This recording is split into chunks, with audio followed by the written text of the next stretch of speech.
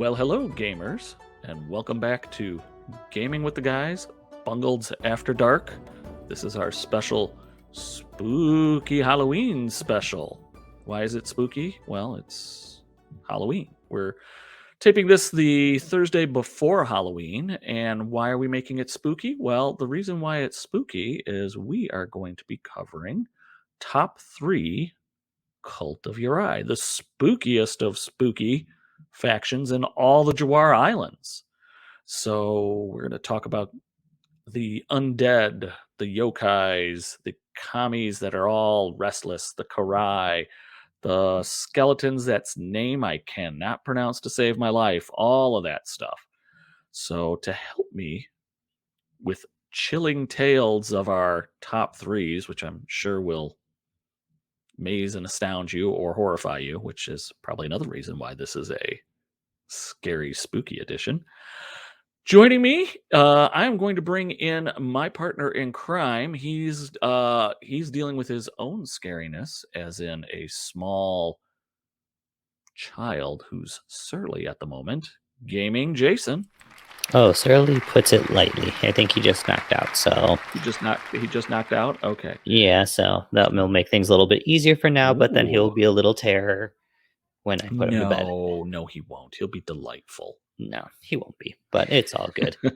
It all fits in the Halloween themed episode. And that's why we don't have you on the screen, is because you're more of an ethereal ghost type. Ooh, and you maybe will hear Monsters University in the back to keep on the theme, and not because he did. All that stuff. But of course, just having me and Jason's top 3, we are nobodies in the Bushido community. Bushido-scape. That's true. Bushido verse. Yeah, we haven't been invited to like the private club. I hear that they have all you cocktail weenies sushi. and all you can eat sushi and sake. Good sake, not that cheap stuff for $7.99. Not the cheap stuff that I brought to Adepticon for everybody to drink. Actually, that stuff was really good. I still have like a good amount of it. I still have some of it left. That stuff was actually really good. Well, then maybe if you come to Adepticon, I'll have that, and we'll talk about that really quick before we get into our stuff. But in order to help us, and I see him being all kinds of crazy, is the spiritual master of gaming with the guys for Bushido, Grand Master Cody. Yeah, that's kind of cool. Where'd you get that? It's really cool, except for when the light, blinds me. Well, I know that was the point. It's scary. Oh, it's scary. Spooky. You're supposed to do it in 3D. It's doo-doo, doo-doo, doo-doo, doo-doo. Well, I had to work with what I got. This whole episode will now be in 3D. It'll cut out in a second for the weird noises. I don't know. I got it last year at a Halloween party for winning a costume contest when I was the mighty young pirate captain. Oh, I see. So, yeah. Oh, did you learn from our gaming Josh not to do the Captain Morgan over a bonfire? Yeah, I wore sweatpants. Oh, there you go. First one, smart. For more details on that, ask us about that at Adepticon or in PM, because we don't want to publicly humiliate poor gaming Josh, who never watches the show anyway. We'll just say he did the Captain Morgan over the bonfire and accidentally branded himself in a rather uncomfortable place. He was roasting chestnuts over an open fire. Oh, yeah. They were seared chestnuts. Yeah. Grill marks, bud. Anyway, that's probably too much information for most of the gaming public to have.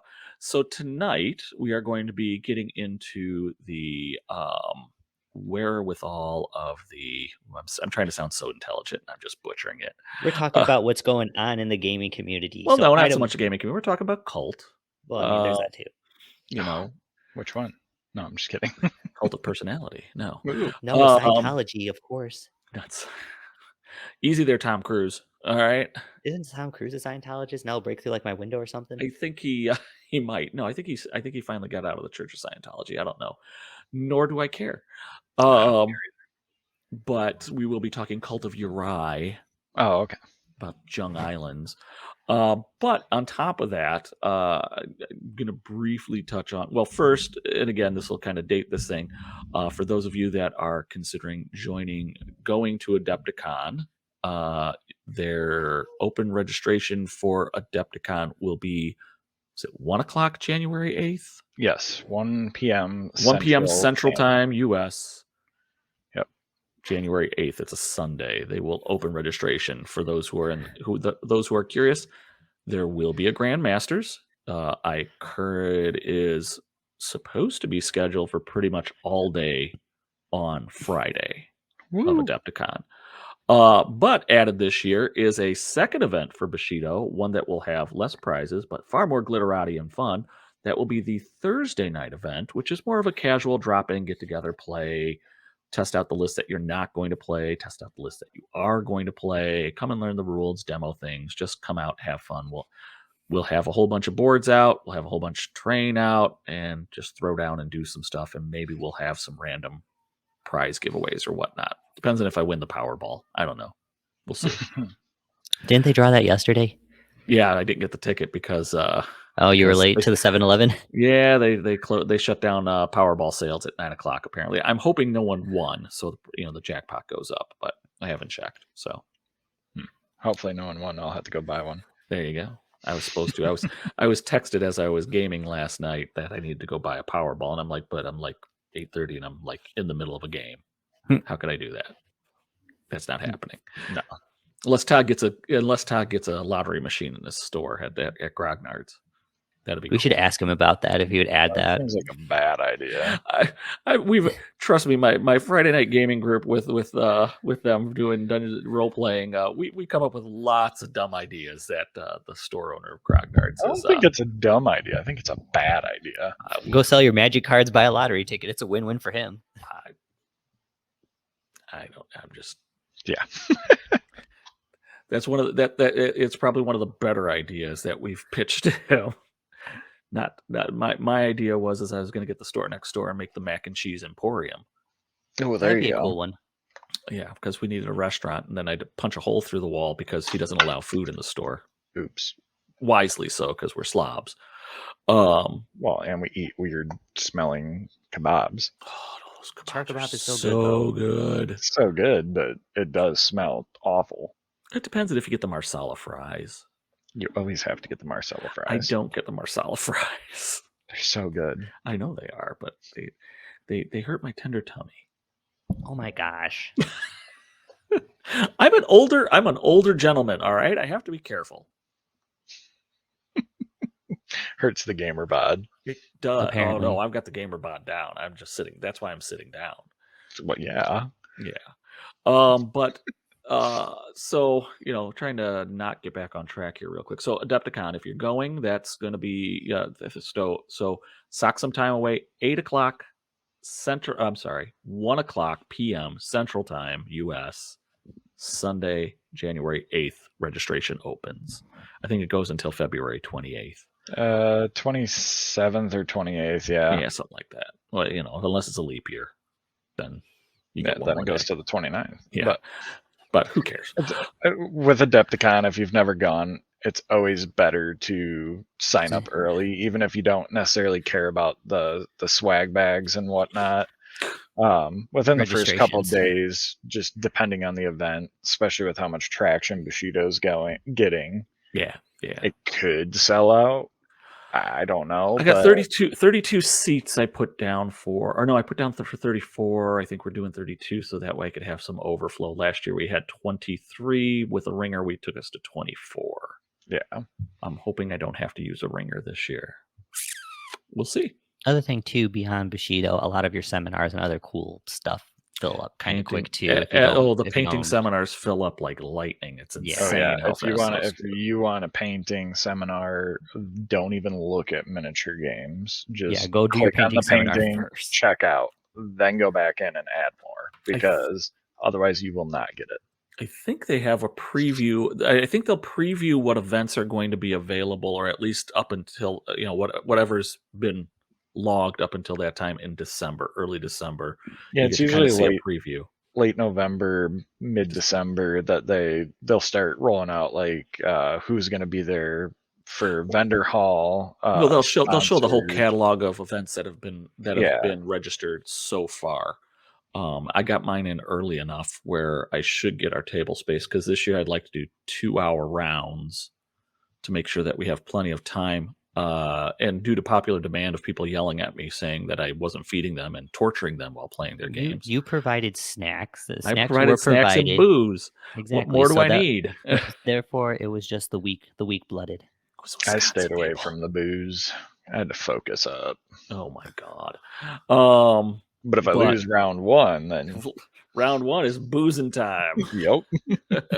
By round 3, Cody will learn Mandarin and he'll order Chinese food for us. Oh, that was hilarious. But no. I But we don't will have a. I've scheduled time for lunch, and I think so. Tentatively, although it has not been approved yet, but tentatively we go from 8 in the morning. Registration opens at 8 in the morning. Round 1 starts 9:30, and then we go until 4 rounds.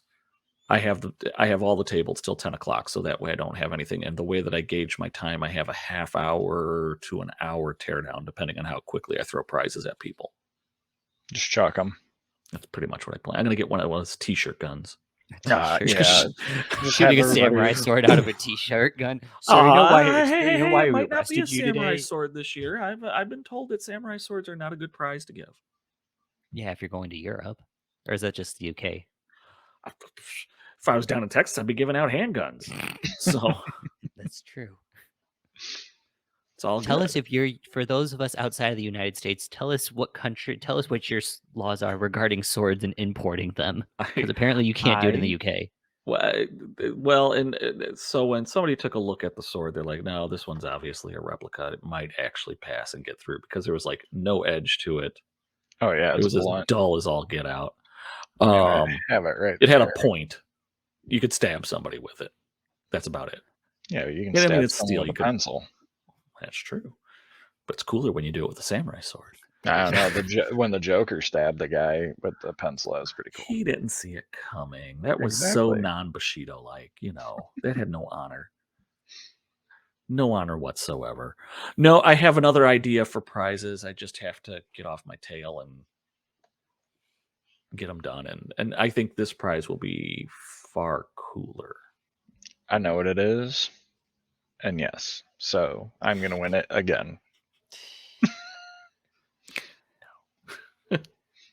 No, I'm not going to win, or no? I don't know. I don't know. I'm pretty sure I know what it is. I will say I will get a sword, and I'm probably going to, for Adepticon, I'm going to pop for the more expensive. So expensive last place prize, other than maybe them getting some. I'll have to talk with Gordon and whatnot, GCT, about getting prizes. Extra prizes, but the Greg prize for wooden spoon. Other games give wooden spoons, which is lame. How does that train you to be a better warrior? So what I'm going to get you is a training sword. There you go. A wooden sword. I know. I kind of want to get last place now. I'm going to get a better one for Adepticon. I'm going to get one of those traditional kendo swords. Oh, kendo swords. They're not terribly. They might not be real, but they're not as expensive as the samurai swords. Oh yeah, this all comes out of my pocket because I'm dumb as hell. Until we become YouTube influencers, yeah, we're never going to be able to. No, that's never going to happen. But hey, we crossed over 300 recently. That was the other news. So thank you for the graceful segue in there. So in other news, other than Adepticon, we have now breached the 300 threshold.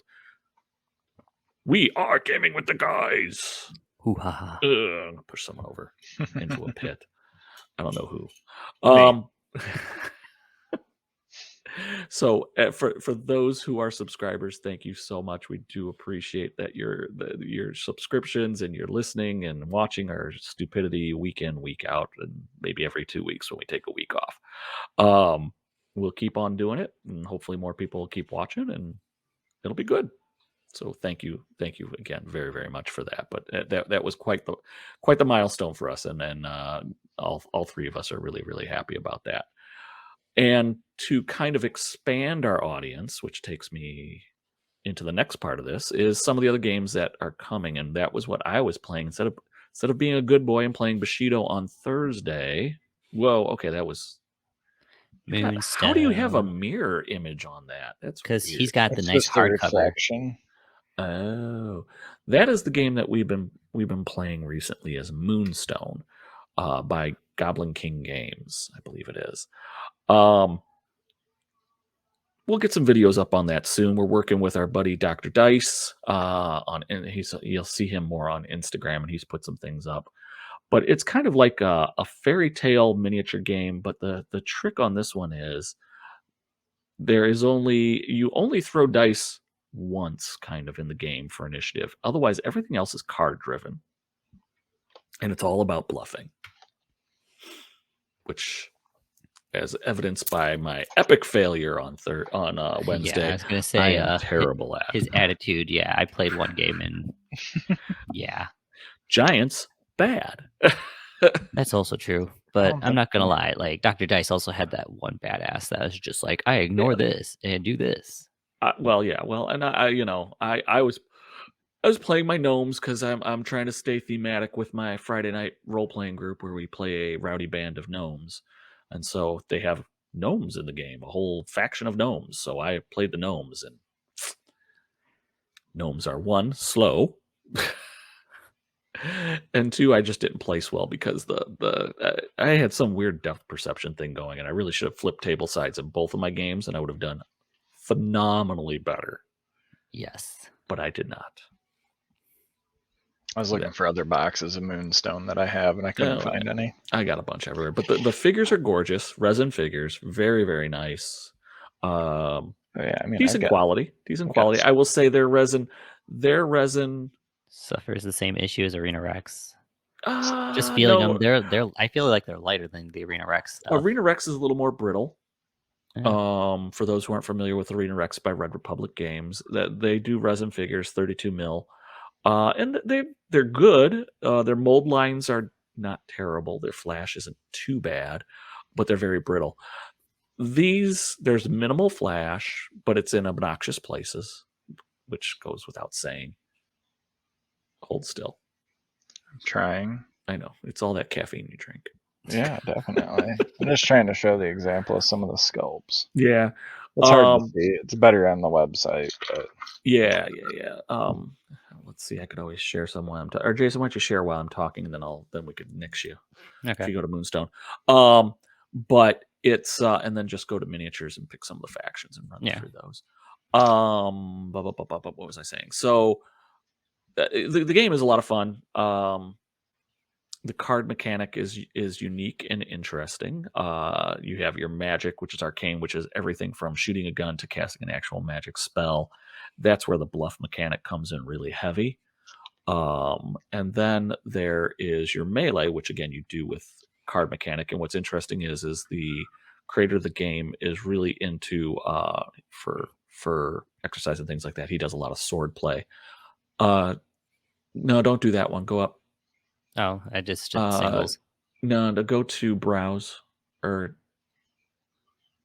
you got keep going down. Go ahead and click goblins for a second, or is that what you did? I just hit the singles. Okay, click one of those. Here we go, goblins. Okay, that's not it. That's just showing the 3D renders. It's not showing the painted ones. If you go to the main page really fast. Go to Moonstone. Where's the thing where it has community? They do have a Discord as well. They do have a Discord. Okay, that's not it. Hang on, let me see if I can find it. So if you go to are you at Moonstone the game? Yeah. He's on the home page. I mean, here are just some of the models. I mean, the 3D, honestly, the 3D model renders are just as good. No, you want to see the painted though. That's what's more important. I mean, maybe they're in here. Nope. There's a pull down menu on the top that gets it to you. Got that stupid banner there. No, click one more time. On what? Just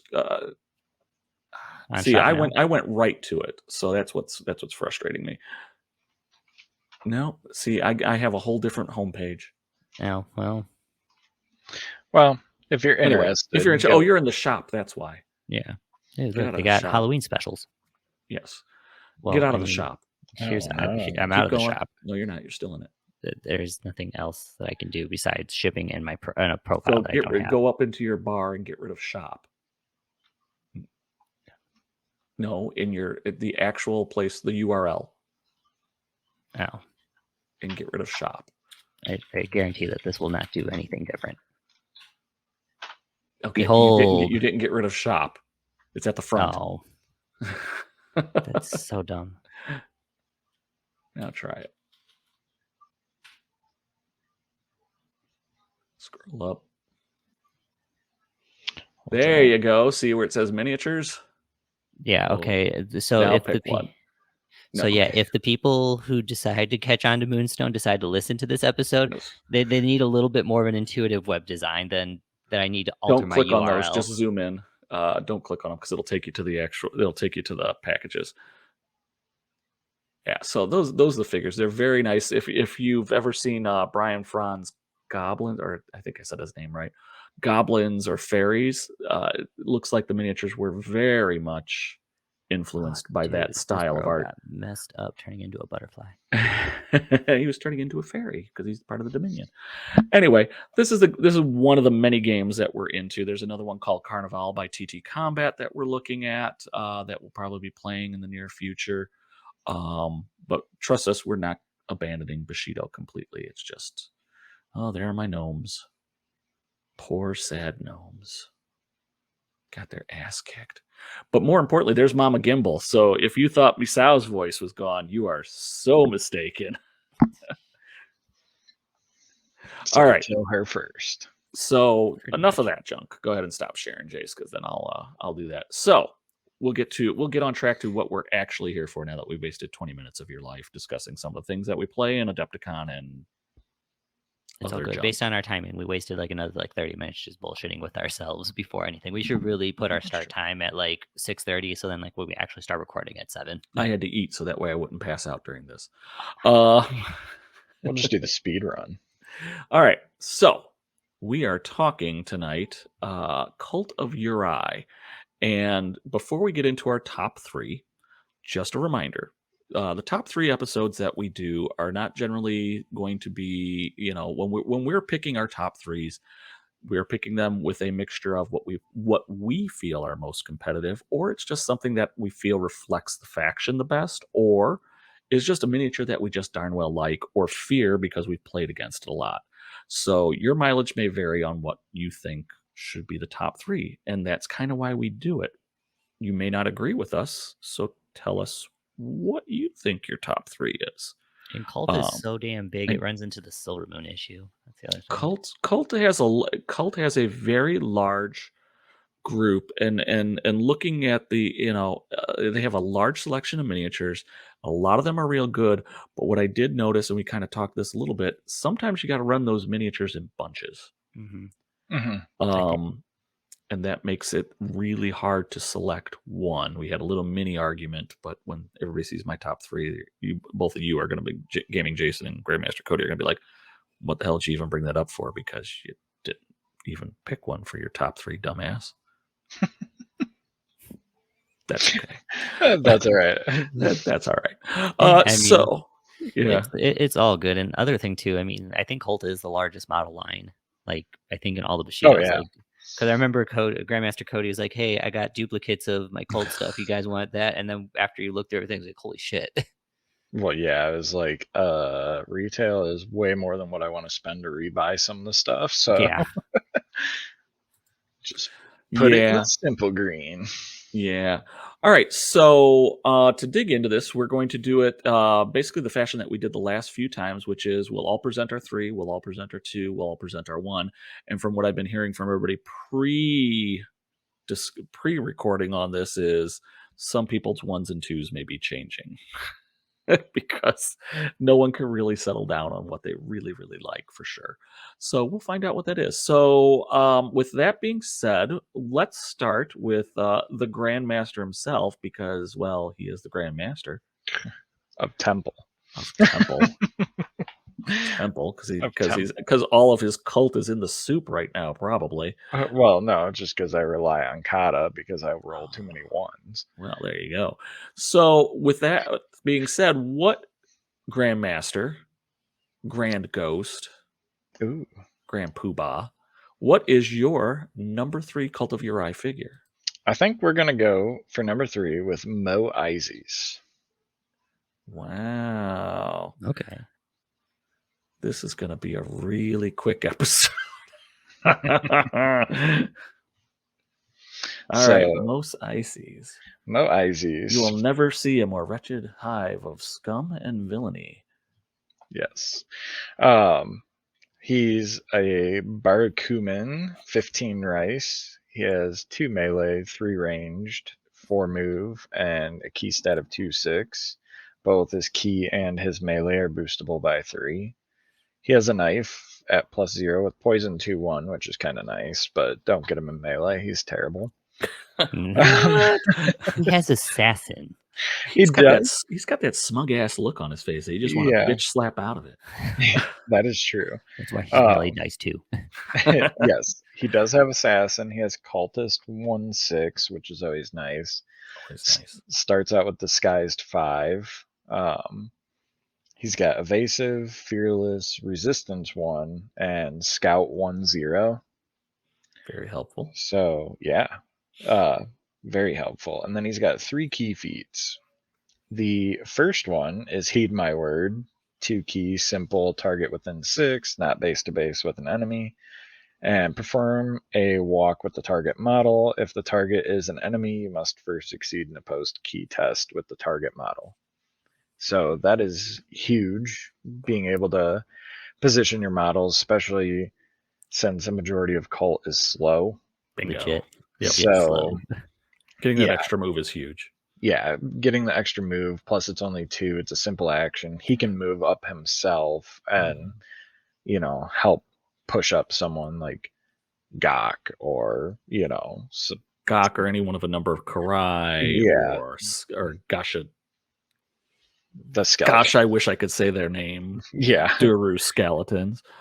So the Heed My Word, that was like the first time I looked at this model, I was like, oh wow, that's really good. And then I saw his next key feat. I was like, okay, so he has Obey, which is 3 keys, simple, target within 8, opposed key test, not base to base, and if successful, the target model gets a control marker. Cheap Everyone's favorite ability. Yes. I hate being my models getting controlled, so I think everybody does. It's not fun. No, it happens. It does. So that for 15 rice, you've already got 2 really good key feats, and why not make them better? Let's give them Psychic Drain. Well, Psychic Drain definitely covers up a weakness. Yeah. So So yeah, go ahead. It's 1 key, simple, with target with an 8, opposed key test, no base to base, once per turn. And this model may transfer up to 3 key tokens from target enemy model's profile to its own. Yep. I remember my favorite faction, Ito, has plenty of this, but man, it works well with him. That's for darn sure. Yeah. So he was kind of bouncing around in my top 3 between 1, 2, and 3. I literally just settled on him at 3, like when you called my name. So that's the problem with Cult, is that they have a couple models that I could see as like clear cut number 1s, but I feel like they're loaded with like 2s and 3s, and that's what makes it so difficult. Yeah, I think they have a lot of good mid-price mid-range models. Yeah, they don't really have. I mean, yeah, you have Wraith or Wrath, whatever the big kami is, but you've got some models like that, but they don't really have any like standouts like a Shiho Hiroto or I'm trying to think like who else, Master Shi, stuff like that like is really just like auto include. Right. Kind of like I'm going to take this faction of Cult and build around it, or this faction of Cult and build around it, because you have you have so much flexibility with Cult. They 3 different factions within Cult. I think part of it is Cult also Cult is a different form of and this is just my opinion, so I'm sure I'm going to get shot down to hell. Shot down to hells of being wrong. Is Cult is somewhat of a swarmy faction, or can be. Because if you could take a lot of Karai, you could Oh take a yeah. lot of things, or you could just start raising things in general, depending on your build. So, you I know, don't see a whole lot of cult lists, to be quite honest. Now that you say that, that dip below 6 models. Usually it would be I really. it's still, and Well, that's still kind of tough to pull off. Like it's most of them are like hard. 7. Yeah, it's Yeah. hard not to, especially if you're going with a Kairai build, because Karai, it's yeah. like 6 rice or a 7 rice, whatever they are. They're stupid dirt cheap until you Yeah. start getting some of the powerful ones, but you don't buy the powerful ones because you just create them when someone else dies. Well, yeah, I'd never buy an armored. I'd never recruit one in the list. I'd always get it summoned. But Right. but yeah, anyway, so Mo Izzy's, he's just all around solid. 15 rice, cheap obey, Mhm. helping get your models up. He's just one of those good support pieces that I look for in each faction. Absolutely, I would agree. I agree so much that I'm going to supersede Jason and take my number 3 right now because my number 3 is Mos Eisley's. Oh damn. Okay, so like now I feel like I'm gonna be like the asshole who's like, what the hell is he thinking picking that for Well, his models? let's just stop right there because sometimes you are. Yeah. It's Sometimes, mostly just not his all the time. It's just your dice. I mean, and now cards. Okay, Cody, let me just say it's not just dice now, it's now I haven't cards. played against him with cards yet, so Oh, He was very brace yourself. frustrated. I mean, the last time we played cards was Yu-Gi-Oh, and I had no fear. Yeah, well, that's because it's Well, yeah, that's Yu-Gi-Oh. because that's like actual deck building, and I kind of suck at that. Yeah, This is this is shuffle poker. randomized. Yeah, This is and I'm this is like surprisingly good poker, at poker. apparently. Poker face. Anyway, And I had to mute myself there because I was going to make some comments. so Mos Eisley's. He's my number 3. I have him listed as my headline on him is decent costed control model. Strengths, which we kind of covered. He has great key feeds. He's got great key feeds.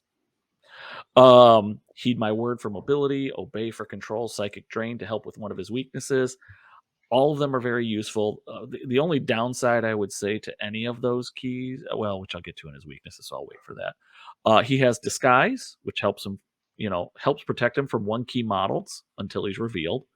Now, granted, most most lists nowadays are almost all 2-key models, but there are still some that have a bunch of 1-key models in there.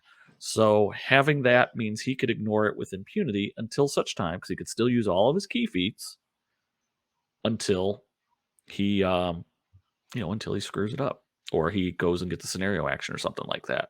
So that's kind of nice that he doesn't have to necessarily worry about 1-key models as much. You just got to kind of then avoid the 2-key models and keep disguise in place while still throwing out heed my word or obey and then psychic draining somebody. Oh, the psychic drain is opposed key, so that would get rid of your Nope. No, opposed key does not get rid of Key disguise. feats don't get rid of any of it. Sweet. Okay, so even better. It's Broken. It's really the one thing that you can basically abuse and not be discovered somehow. Nice. Apparently, people don't notice when you're like doing magic. Well, yeah, it's psychic. It's like, ooh, look at that sexy geisha over there that's got like a fan and a smug look. Well, he's not a geisha. He's a dude. And Well, he's no, smug. but he's disguised. He looks like a hot chick. Yeah, he's like Naruto, sexy jutsu. Come on. God. So that helps him. And then the last thing I have for his strength is he's cheap. I shouldn't say he's cheap because he's 15, but he is damn affordable for what he does. So from a straight rice cost standpoint, he's good.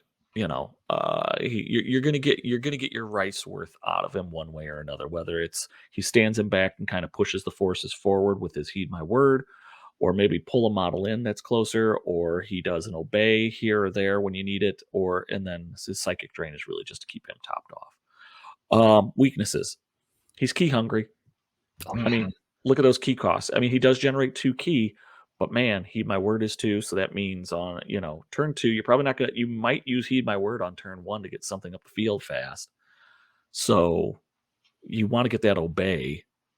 So either you're gonna do psychic drain out of the gate, or you're gonna so you could do obey, or maybe another heed my word. So he really, really, really wants to get key, and really in order to be able to use it. Other weakness, and this is more of just a construction thing, which probably keeps him at his 15 rice cost, is all of his key feats are simple rather than active. If they were active, he would be broken as. No, he'd be like 25 rice. He'd be then. much more expensive. Yes. And again, the only one that really, in theory, could be active would maybe be Heed My Word. Isn't that active, or is that? No, it's simple on simple. Cade. Okay. Yeah, it's simple on Cade. So again, it's more of a build thing, but it's one of those things that it's a weakness because you're going to have to make a choice between one of them, and it's going to take his activation to do it. Cody kind of already hinted on this. He's weak in melee, frail. Once if you engage him, he's dead. He might can attest to that because I've killed him many a time in melee. And you probably want to kill him because again, most people pretty also good. run him with that damn demon mask that gives him like Fear 6 and Terror. Makes sense. So that way they don't. That way he doesn't die. Get past the disguise. Boo! He's the Halloween guy. Hey, that sexy Jitsy's really. Boo! It's me, Sal. Yeah, honey, I've been hiding here all the time. I just wanted to slip this voice in right now. That's what I did. So yeah, that's a weakness. He sucks in melee. And then last but not least, he really would again. This would jump his Bryce cost, so it's why it's built in on purpose. He really would like to have a key stat of 3 in order to get that obey. In order to get that obey off consistently. Okay. At that point, he just cuts himself. Well, he could cut himself. I mean, he does have cultists where he could get that key, or he cuts some other buddy. I was like, he's only got 5 wounds though, so yeah, that's the problem. He has no access really to heal. But he would like, and I would say I don't necessarily want him to have the key stat of 3 to get extra key, although it would be nice because he is key starved. More for when he tries to do obey and psychic drain, so he will be able to more consistently get that off. He should. It's just target priority. I guess is what it boils down to. Well, the other so thing, I think is it willpower that adds 1, or what's the one that is it? Willpower. Spirit adds 1 overall. So Spirit adds 1 number 1 or 1 die. Adds I 1 think die. Spirit adds a die. Yeah, adds a die to the rolls. Okay.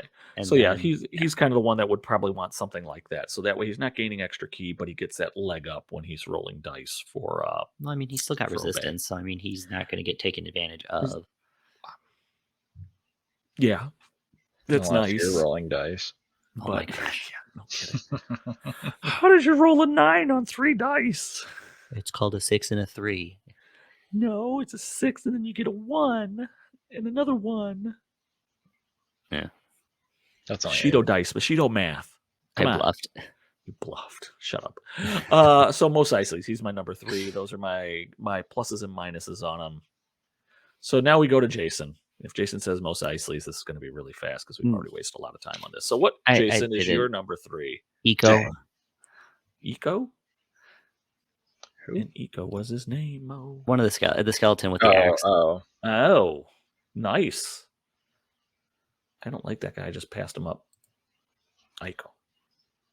There he is. Ooh, spooky. So Eiko, Gashidokoru, and then Ashigaru at 13 rice, 3 melee, 1 range. Not a big deal. Speed 4, and he doesn't produce any key. He's 0/0. His weapon. He's a skeleton, dude. He's not good in any key. I know, he doesn't need it. His weapon is the Masakari, +1 on the dice, or +1 melee strength. Built-in brutal 1, huge, and push attack at 1, so situational. Who uses that? You'd be surprised. Scenario game, Cody. Just myrtlate him with brutal. Exactly. He is armor 1, the big thing that make these guys just really nasty. He's durable. Fear 4, the other nasty thing, immune to states, Solus, and regen 1, all at 13 race. So yeah, these dudes, especially since I don't have a whole lot of access to combo, they really, really ruin my day. So what did I say about these guys? Great sandbag model if your opponent lacks combo attack or a way to deal with durable, which is pretty much true, especially since they have 3. So you can't, if you don't have a way to try to do combo or something else like that. Yeah. I would say, I'm just going to jump in real quick. And I would say the trick is to deal with durable in one shot. Mm-hmm. You know, because if you don't kill him, if you just do 2, you know, somehow get past the durable and to put 2 wounds on him, it's gonna regenerate 1. Mm-hmm. Or you're playing him with Akuba. Akuba. and regenerates 2. Hooray! Yeah, it's pretty rough. Then so you think that there's another way to deal with him and maybe not take the like beat him up front approach? I still don't know why that they made these things immune to states and they didn't like. I think they were just being lazy at this point because immune state is No. like one of the most greatest fucking immune setups that you can Well- have because it's reducing. You basically take away anybody's opponents to like actively deal with these guys without having combo or some sort of ability that can like one strike these dudes off the board if you don't kill them because you can't It attrition. makes it these things. harder. You're just gonna have to go brute force against him to take him out. Well, even or brute force, or multiple you're hits. going to have to gain. Or maybe the only other thing is you gang up models, so so the wolves maybe have a little bit of a better chance because they have a little bit more access to piling in on someone. But I mean, you could still exhaust them, and that takes them down a die yeah, but because again, that's not a state. again, there's still the durable with that endurable. I mean, I know it's doable. It's just it is not a pleasant time to deal with it. No, it sucks. And just everything that they have built up into the I get why he's a little bit more expensive compared to the other ones, but still, I mean, for brutal. these guys for their point value, because the no name guys I think are what 10 points or 11. Yeah. Yeah. And then so, the I other mean, guy I think is still, and the he's other named one is 14 still, or he's 12 or 14 or something. 12 or 14. But the point is He's, that all things considered, 12. these things are dirt. These things are really damn cheap, and if you do not have access, the most common way, at least, is again combo that I see popping up. I mean, you are in for a really rough time, and that doesn't even talk about the fact that these things can still. I mean, you don't want them to, but in zones, good luck. Again, it's going to be all matchup. But the other thing too is, I mean, they can still go and do scenario actions if you need them to, and that's just another thing where it's like, well, shit, like. There's no winning, and honestly, for price to performance, and if you can fit them in any of the cult themes, they're absolutely worth it. Even if you don't take them with a Kuba and make them just make them more monsters. Yeah, I'm just checking something here real fast because I wanted to see something. The other trick with them is of the undead or the soulless models in I shouldn't say soulless because that's what it actually is. Undead models in Cult, they're fast. Yeah, speed 4, and they're not slow. And they're not Literally, slow. they don't have the slow trait like Right. everything else. Which that's So- another thing too. So I mean, so they're they like a can complete run. unit. They can Yeah. run. They move for right out of the gate. They can And charge. then I'm Mhm. just checking to see where the hell is it. The other thing too is that these guys Well- have access to brutal, and when I kind of was looking through it, Cult doesn't have a whole lot of access to brutal. They can do a lot of other stuff, but brutal is actually something that doesn't come up very often. I've noticed. I think 2 models. Yeah, and he's one of them. Yeah. Yeah, and the other thing I was going to say is, if you're running Breath of Yurei, he any of the Gasha Dakaro, ignore it because they're soulless. Yep. Right. So they could still run, and they Well- run faster than Kurai. So Also, with the changes to Solus, I mean, it kind of the immune states and the changes to Solus that they posted on the Discord kind of get a little redundant. I know the immune little bit, states but not too entails much. more, but right. you know, now it's Solus makes models immune to bleed, poison, Frighten. and, But fright. now, so the skeleton, though, if I'm reading it right, because it's immune to states, would mean he's immune to being on fire. Yep. Yeah, the immune He's states it The immune entails states more, but again. I don't It's know more why. encompassing, but yeah, soulless is kind of I still don't know why that they Overlap. are just like. I mean, it saves text on the card, I guess, but I mean, like just to put state, and then once you actually go through and thumbing through the damn book, it's like, the fuck. well, it's a lot of states. That's all. Well, I know, but it's just you feel like that. I mean, for someone that I try to play for options, it's like, well, I do my best, but even then, it's just like, okay, this is just like at that point, it's matchup, and it's like Yeah. that especially if you don't have many models or a model that can do it consistently, Mhm. and then matchups, and especially if you're just playing with you and like your local guys, and you don't have infinite disposable income, then it's like, oh well, shit, like this is just Wow. not fun unless if my person I'm playing is not gonna like totally crush me. I think, and I will say, I don't see this a problem with anybody seeing this as a number 3 model. It's more of one of your grunt troops, but it's a really solid grunt troop, and I Yeah, that think too. it's more. I would kind of lump this, and this is what I was kind of trying to explain before we got on, and we were kind of talking amongst ourselves things. Cult of Yurei, because the way they're built is a little different from the other factions. You have a tendency to want to lump things Mhm. into these categories. So while this is a really good, this is probably the best of the Gasha Dakaru. I put it in at number 3 because I lump all of them in on that, and Mhm. Right. they're all good. I mean, and if you took all 4, which you take the 2 named and the 2 unnamed, damn. And I'm Or you guaranteeing that take they're making the more of them. two named, 1 unnamed, and then it's is it Kuba. Akuba? Akuba could summon an Mhm. unnamed. Yeah. So now you got your 4, and you didn't have to pay whatever rice, 10 Well, rice or they're whatever it is. 10 rice, so you're paying 5 extra, but you're getting 1 free. Yeah, Yeah. you're netting 5 or whatever. Right, you're netting so, 5, so I could get Mhm. myself 5 cards or something. Yeah. And again, they are really good at just tar pitting something because they're durable. They have some armor, even though armor isn't that big. Can for some things it's not a big deal if they have pierce or whatnot, but sometimes it's just enough. And Eco hits pretty damn hard. Oh yeah, that's Uh, the other thing too. I mean, anytime that we've played against our local guys, mhm. I mean, being durable just as a default, I mean, it auto allows you to pretty much swing for the fences. Yeah, and Akashi, which is the Akoshi, which is the other named one, he has coordinated attack Ashigaru. Hmm. So, now he's getting an extra die. And then the other 2 are just the other 2. They're just, again, better sandbaggers, but they could suck activations out of you. So, Oh yeah, Well, and I like the fact with Akoshi that he has push defense yeah. yeah, That versus doesn't. push attack. Like, I I like that wish. he has reach. Well, yeah, I would like even if he had push defense one, Ico, I would like that more. Then Only push attack. because then you never know what your opponent's going to do. Because I, when I play, it's kind of a bluffing game. It's like, Mhm. oh, all in attack, all in attack, all in attack. You know what? I'm going to throw everything in defense. It'd be nice to have something that it's like, oh, well, this is why, Mhm. Hmm. Yeah, But it'd probably make him even more broken because, Yeah, a he's little already bit. got a lot going for him. The only yeah, one weakness that I listed for him, and I mean, again, it follows all the skeletons. If you have something with combo, all of a sudden 3 wounds is like, oh shit. This It guy could happen pretty quick. becomes actually very frail. But I mean, Well, and again, at he that point, doesn't it's a really have matchup. anything. He doesn't have any rerolls No rerolls. That's true. unless you put up a piece of equipment on him. Which you may do it. I don't know if I it'd be don't think worth it's it. worth it. No, it's not. He doesn't And really need anything. he can't boost.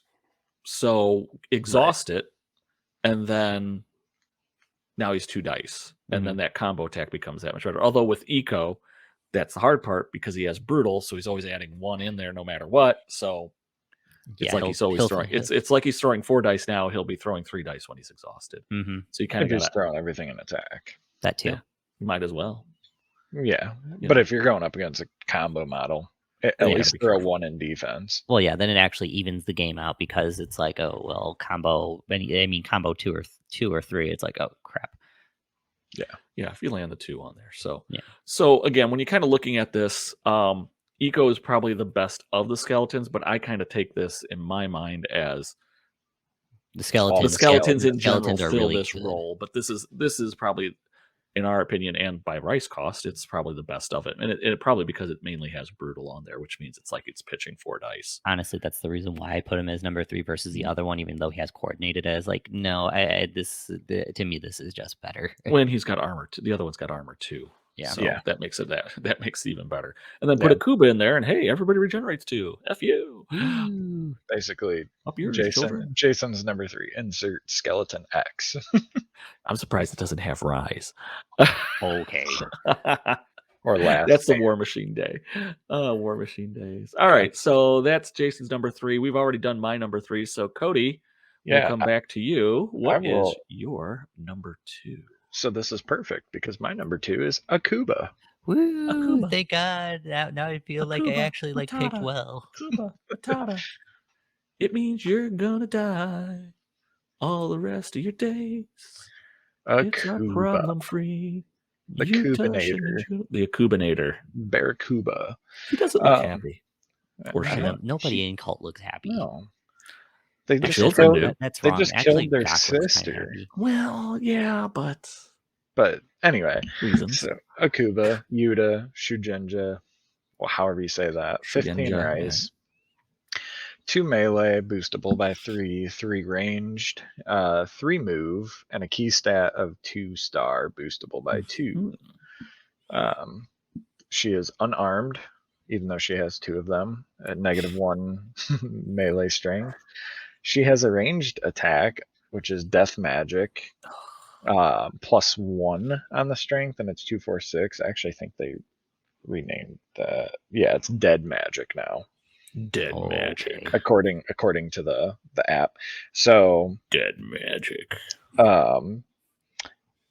Cultist is no longer on her card anymore. That got removed. Yep, Oh, yep. I So read it. yeah, she still has Fear 5 and Slow, but no Cultist. Sad Thank face. God.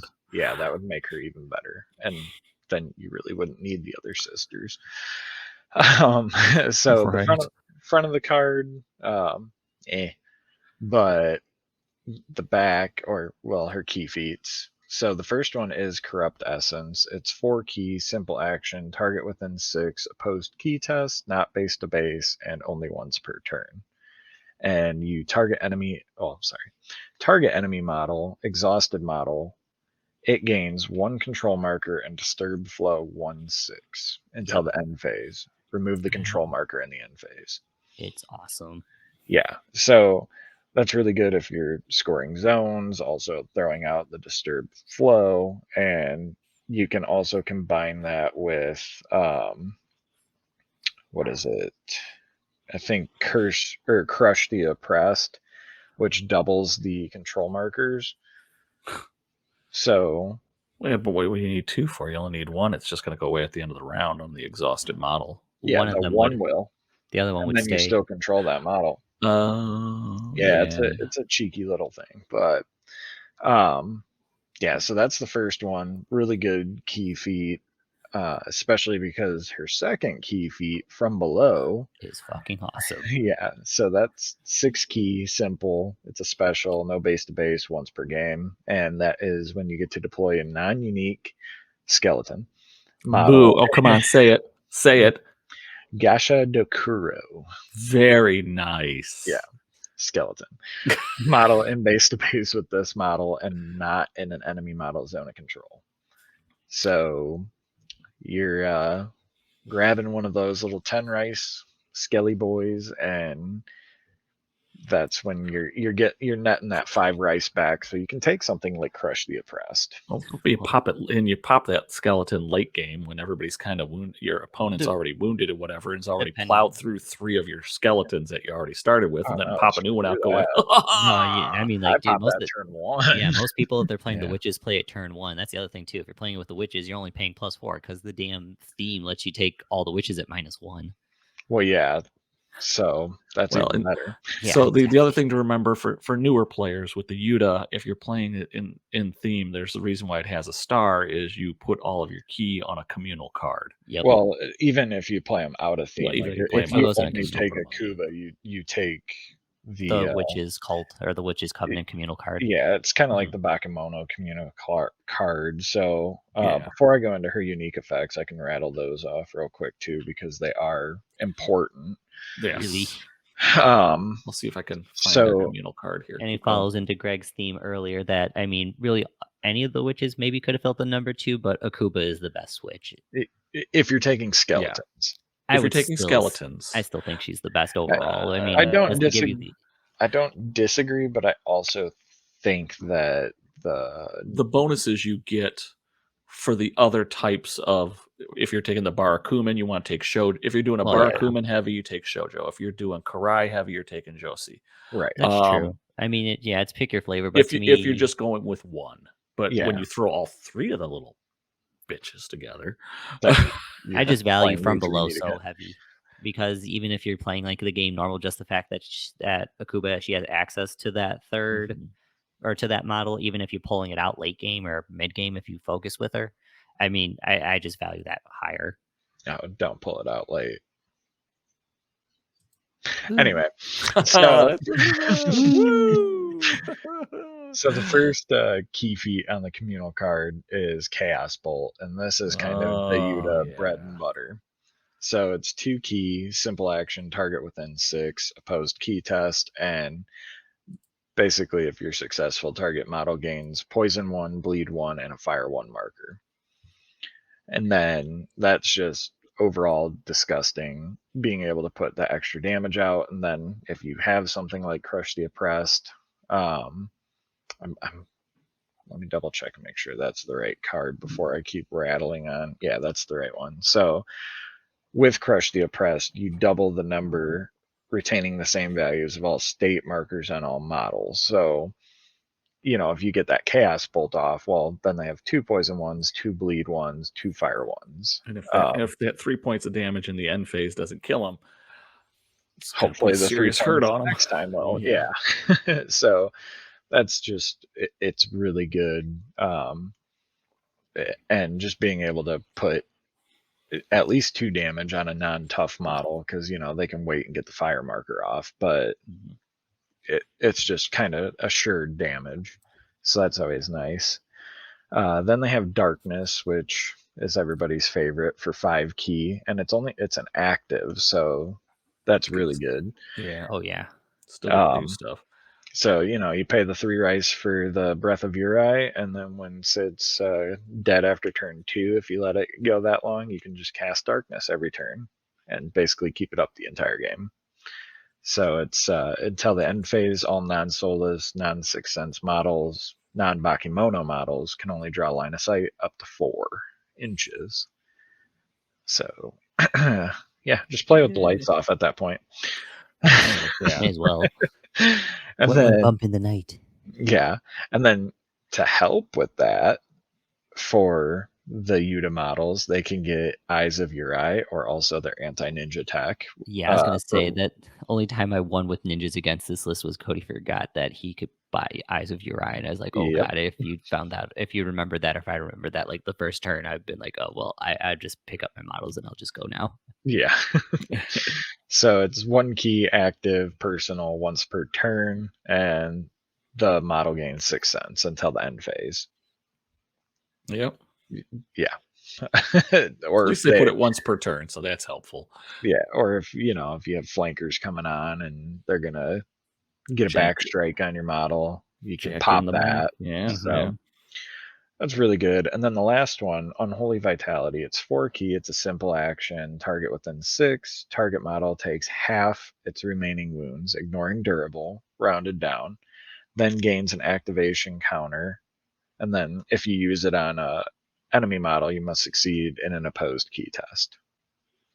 So all sorts of fun if you use it on a skeleton that's going to heal back up just to get that extra activation if needed, or if you're not worried about an enemy model necessarily getting the extra activation, but you just need to chunk it down quite a bit. Well, you go after like a, what is it, 12 health Oni?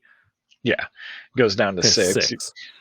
Yeah, I'm pretty sure. Here's an extra counter. Have fun. You're still stuck you're still stuck against my skeleton. So exactly. Or the witches that are just going to shoot it to death anyways.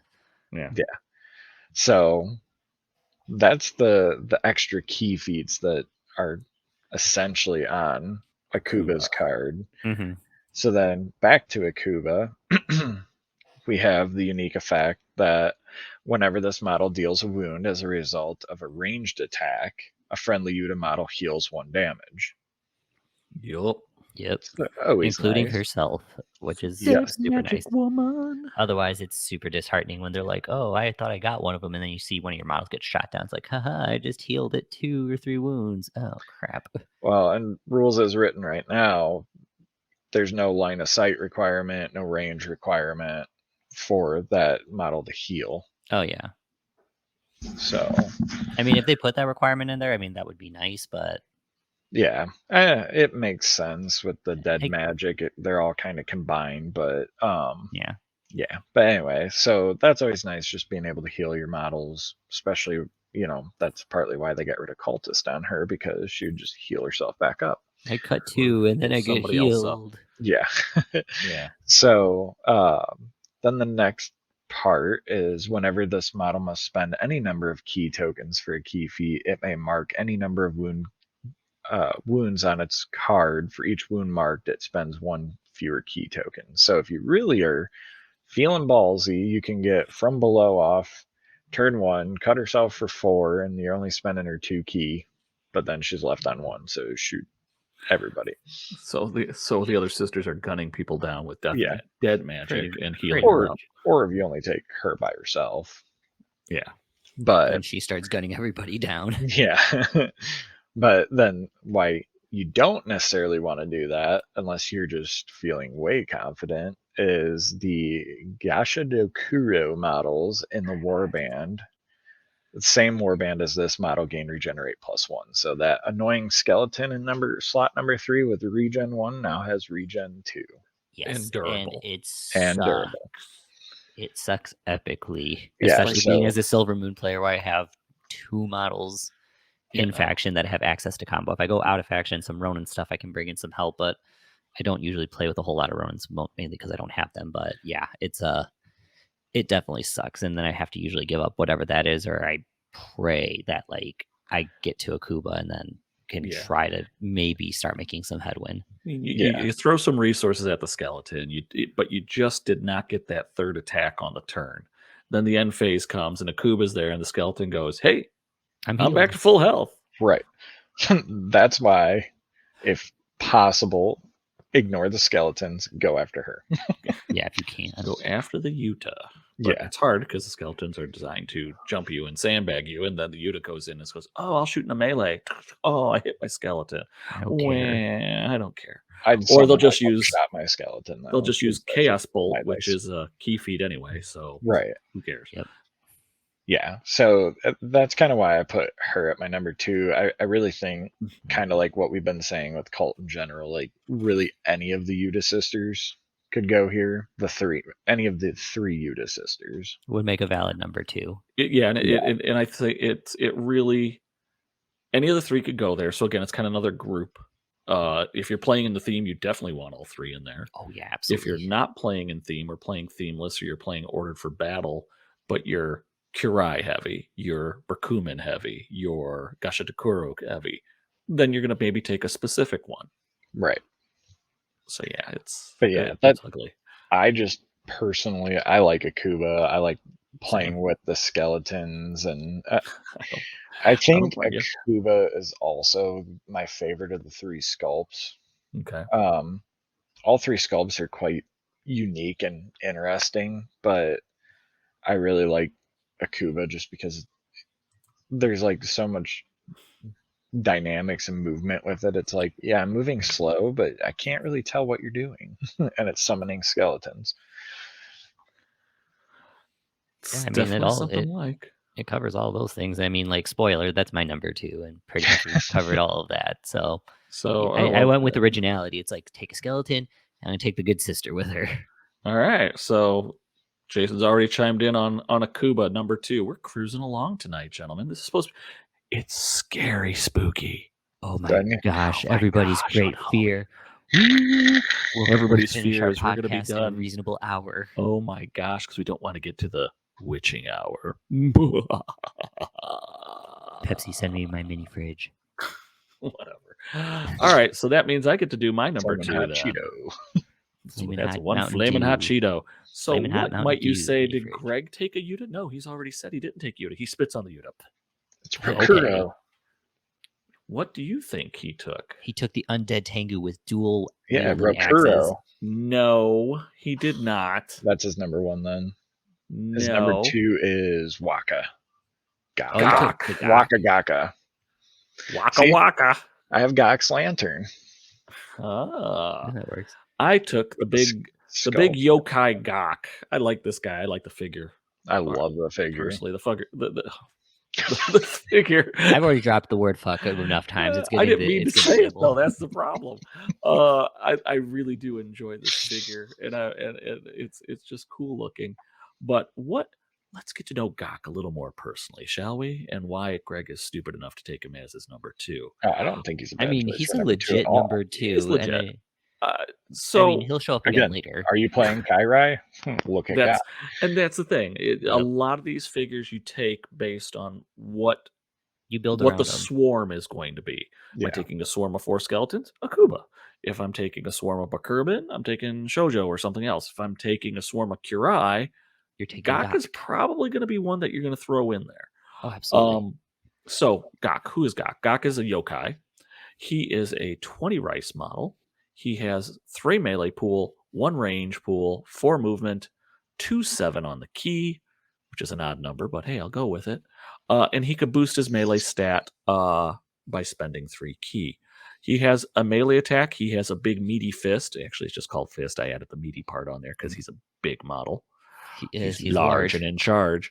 He gets +1 melee strength with his fist. It is powerful attack 1 and throw attack 1. Both very, very useful. He's cultist. 2/6. Fear 5. Yeah, he's a big yokai that's drooling and carrying body parts around in a cart. Of course he's going to be scary. He has strong but melee only. I don't know why because he throws bodies at 'cause he- people.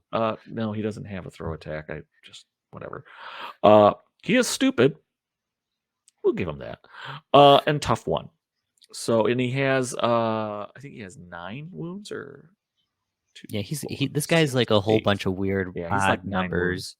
There must be like Well, something in Japanese lore that's why he's like so many odd numbers. I was gonna say, possible. so the 7, at least according to Dr. Google, in Japanese Buddhism, it celebrates the baby's 7th day and mourns the 7th day after a person dies when the soul is said to cross over. Oh, there you go. Okay, but what about the number 9? Okay, Or wait, I think 9 is unlucky in Japan. I only remember that because there's like the airlines don't do a seat number 9 and they don't do a seat number 13 because people freak the fuck out because it's an unlucky number. Oh, There's that too. Well, we Cody will figure that consult out. Dr. Google. Go to Dr. Google. In the meantime, he has his key feats.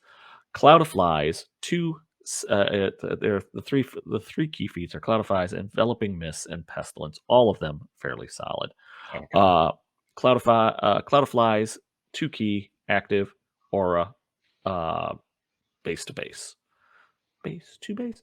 Enemy models in or entering the aura's area of effect gain a stunned marker. Hooray! Models can only gain 1 stun marker per turn as a result of this key feat. So if for some reason you come in and out of the thing, you're only going to get the 1 stun marker. So, but still, 1 stun marker, really damn good. Mhm. Second key feat, Enveloping Mist, 2 key, aura. Active aura, 3 inches. Enveloping Mist. The aura's area is considered a normal, obscuring, huge terrain element, and friendly Kurai in the aura gain tireless. So he makes your cry super awesome and he gives himself mobile cover. Yes. Mhm. You know, that's fucking disgusting. Yes. That's why he's awesome. I know, he's for 20. awesome. I know, that's the Why reason he's why large and in charge. It just Pretty sucks much. that he's stupid. Yeah, well, that's one of his weaknesses. You got to have a Yeah. weakness. Yeah. So Cody's lesson Dr. number Google 2. says. Dr. Google says that the number 4, which I know we'll get to 9 in a second, is bad because it sounds like death when pronounced. And then 9 sounds like suffering, agony, or torture. Oh, well, there Cute. you go. So, Totally Gok-like. yeah, that's according to Dr. Google. So if that is wrong, please let us know. Yes. If not, you Yes. just learned something today in Japanese culture. Brought to you Ooh, by Gaming by again. the Guys. Gaming with the Guys. Spooky episode. Ooh, numbers 4 and Now- 9. We're giving you bad information. Scary information. All right, so Pestilence. 3 key, simple action, pulse 3 inches. All models within 3 inches gain a poison 1 marker and a spirit block marker. Yeah, that's awesome. Oh, by the way, don't be in base to base and you can't move when you do that particular simple key feat. So yeah, and then he has 2 unique effects, which again, if doing enveloping mist and giving your Kurai tireless wasn't awesome enough as it is. The unique effect of friendly Kurai models within 3 inches may re-roll their rise tests. So one of the things about Kurai is when you knock them down, they get up again potentially. They have to make a rise test. Well, if you fail it, then you can re-roll it again. Hooray! And then friendly Kurai models within 6 inches gain 1 key in the key generation step each turn. Typically, Kurai models don't get any key. Right. Gak helps them out and says, "Hey, bros, have some key." Probably it's And because he's 3. throwing body parts on them or something like that because he's got a cart full of them. Yeah. So Like, here, have an arm. Yeah, here, have an arm. Have a leg. Have a leg up. Yeah, a leg up. Let me give you a hand. All right. So Gak, what do I have as him? He is a powerful supporter. Powerful as in he could beat the crap out of things if he needs to. And supporter, I think we've kind of talked about it between his key feats and his unique effects. He's really good at it. That's his strengths. Key feats and unique effects. They really make weaker Kurai or just Kurai in general shine and keep them alive. Tireless Kurai, you could just sit back and have somebody try to beat on them, or they're trying to avoid beating on them, so they're moving other models that they wouldn't want to, against what is essentially a 6-point. Some of these Kurai are cheap as all get out. So yeah, I mean, Risen is 4. Risen is 4. I think the farmers are 6. No, the farmers I think are 7. Yeah, and then so the weaker Kurai get better, and they're harder to take out. And then the really good Kurai, like the armor Kurai and stuff like that, they just get better. Yeah, the cheapest one is 7, other than the Risen. So you have 2 7s. No, 4 choices at 7s. Oh, Risen are 3. My bad. There you go. Nice and cheap. So you have 4 Kurai at 7, 2 at 8, 2 at 9, named one at 8. And then you've got the Minimoto one, the Tadeo. Oh, yeah, the new guy. Yeah. I mean, the Armor Kurai at 12, he's pricey, but Combo Attack 1 and Armor 2 and Leech 2, Rise 4, again, all kinds. And then if you're playing against Skeleton Heavy Cult and you're playing Cult and you like zombies more than skeletons, take Armored. Yeah, no kidding. So Gak just makes them all better, harder to put down. And let me tell you, there's nothing worse than fighting a little 4-pointer, a cheap model that you kill, and then it makes the rise check. Yeah, it's prone, but then it just gets up and it doesn't care because you still gotta, you may be able to walk away from it, but if it's gonna get up and then walk towards you, you gotta be able to do something about it. You need to be able to take it out. It's just very, very, very frustrating, when they just make that rise 4 check to begin with, but then if they blow it, then they get another shot at it with Gak if they're within 6. And he's strong enough where you don't, or within 3, I should say. And he's strong enough where you're not really too afraid of doing that. And he gets some protection too. He could have the Cloud of Flies up, he could have Enveloping Mist up, he could have both of them up if he has enough key. So he reminds me, whenever I think of Gak, especially looking at his card and stuff, like for 40k, I've always loved Nurgle. So he with just pestilence and all of that. Yeah, he just reminds me of like the Nurgle, the Death Guard kind of models, and he's one of my favorite cult models. He is. I mean, just in general, he's a cool model to begin with, and he's a really solid. If you're going Kurai heavy, you can't really go wrong. He's 20 points is kind of worth it to make that army that much better. Other strengths he has, he is an able fighter. So like I said, he needs to kind of be up close to give that bonus to the Kurai, because it's 3 inches for the rise reroll, which is really the key one you want. That's the really important one you want to give him. The Kurai, I should say. But he could hold his own. He only has a melee of 3. He has a boost of 3, but to be perfectly honest, you're really never going to use that boost. No. Because you're going to be dumping it into Cloud of Flies or Enveloping Mist, or both if possible. But he does have strong for his punch, so he's throwing 3 dice on the damage rolls on a melee. He's got 9 wounds, and he's got tough. So he really can weather it. He could even weather some shots, again, especially if he's throwing up Enveloping Mist. Yes, he's a large base. That means they're getting +2 to hit you, but you're taking it down 2 because you're in cover. Right. So it's a wash.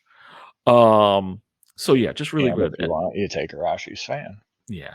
And then the last thing that I like about him, and this is something I'll get into on my last model, um, a little more, is he fits into 3 of the 4 themes that Cult have. The only one he doesn't fit into is We Three Meet Again. Right. Which So you could take him in all 3. Which he wouldn't really want to go in. Well, actually, he might kind of want to go in there, but He could. It depends on if they're going to go, yeah. I don't really think he would fit, so it really wouldn't make sense. Right. So it doesn't make sense, and so that's fine. And I don't think they really have a use for him in that one. No. But he could be in all the other ones, and he probably does find his place in all 3 of those at some point or another. Yeah. Now he does have some weaknesses, some glaring ones. We talked about the large base, which he could be susceptible to ranged attacks if you're not running enveloping miss. So if on turn 2 somebody's close in shooting range and you do not go first, he's probably going to get lit up like Christmas. He does have 9 wounds. He does have tough, so he'll have a little bit of buffer on that, but it's a vulnerability that you need to be aware of. He's not a great option if no Karai are in the list. yeah, his real strength is making those Karai better. So if you don't have Karai in there, you're maybe not taking Gok. Yeah, and I wouldn't even take him if you're taking other options that might be able to summon them in or get them through some way, shape, or form. It's not worth banking on that hopeful, I get to summon one, or like if you take Kato with his abilities and whatnot. There's some other guys that do that too. So it's if you're not going to have Karai right at the get-go on it, he's able, but you're not using him to his full potential unless you have Karai in the list or are going to be getting some Karai. Stupid. We've kind of touched on this. Stupid really does, and this is another reason why if you don't have Karai, it's not a great option, is the stupid trait. It prevents him from doing scenario actions, can't wait. And while he can fight, he wants to fight to come to him, so he'd like to wait maybe if he doesn't have to do something. Maybe he's throwing Pestilence, but that costs keys, so that's not a great option. Stupid just makes him more active than you'd like to be. Well, takes away options for him too, because he can't do scenario actions, and I think that's the most expensive model that I've seen that has that trait on there. It doesn't show up often, but no. But I think for Gok being a support piece, doing air quotes, I mean, he's really a support piece that you kind of want in combat because he's like Odin Contalo. Yeah, he can just do so much. He can. I find that, again, I'd rather have the fight come to him than him go to the fight, because I'll have him at the front lines because he needs to be at the front lines to support all the Karai. Because that 3-inch bubble, it's a decent size, but that still means you're up close to the fighting, which he could hold his own.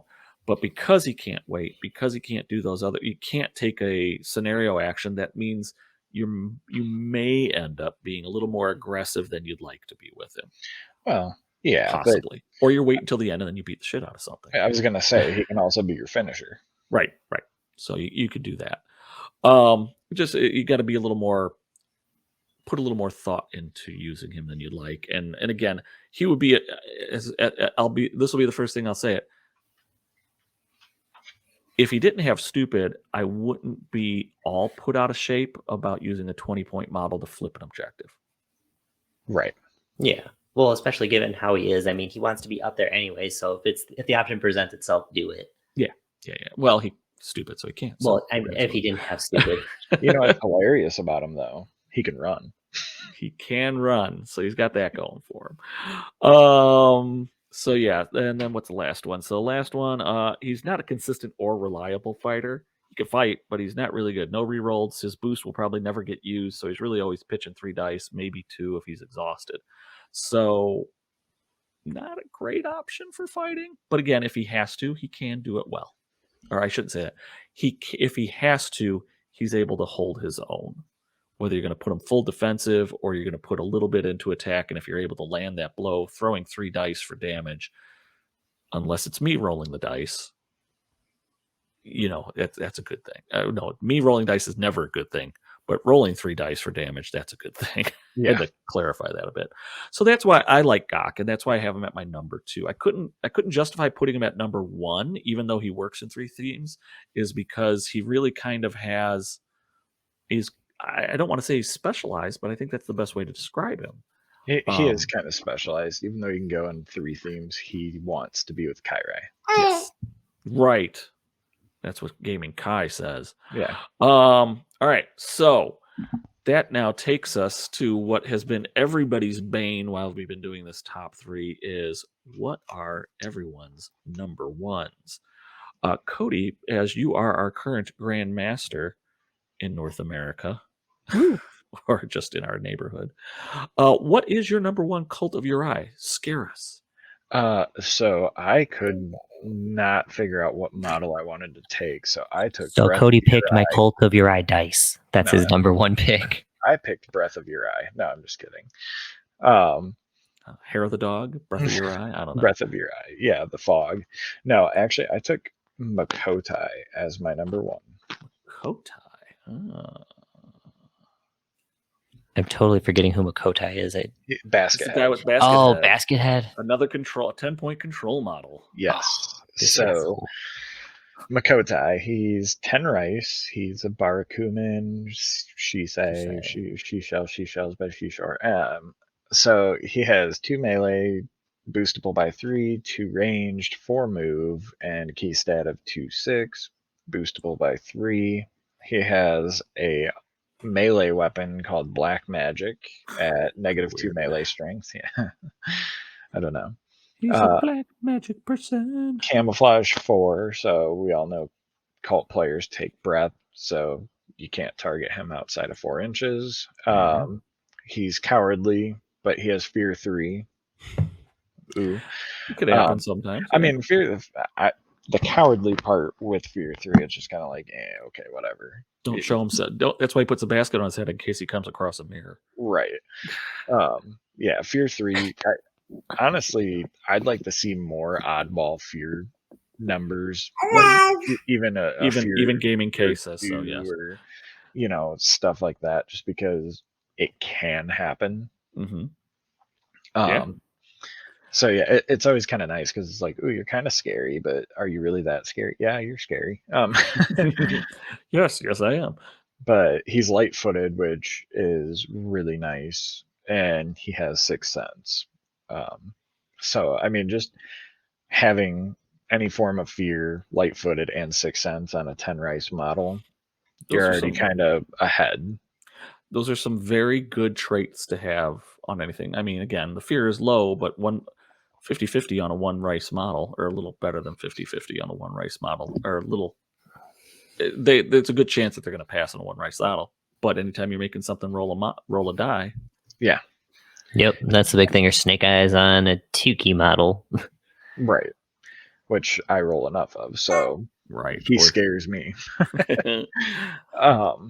But yeah, I mean, just that part right there. If he didn't even have key feats, I would still probably take him just because he can get around, the difficult terrain. He has a 6th sense, which can prevent some of the shenanigans of like Bakemono and stuff like that.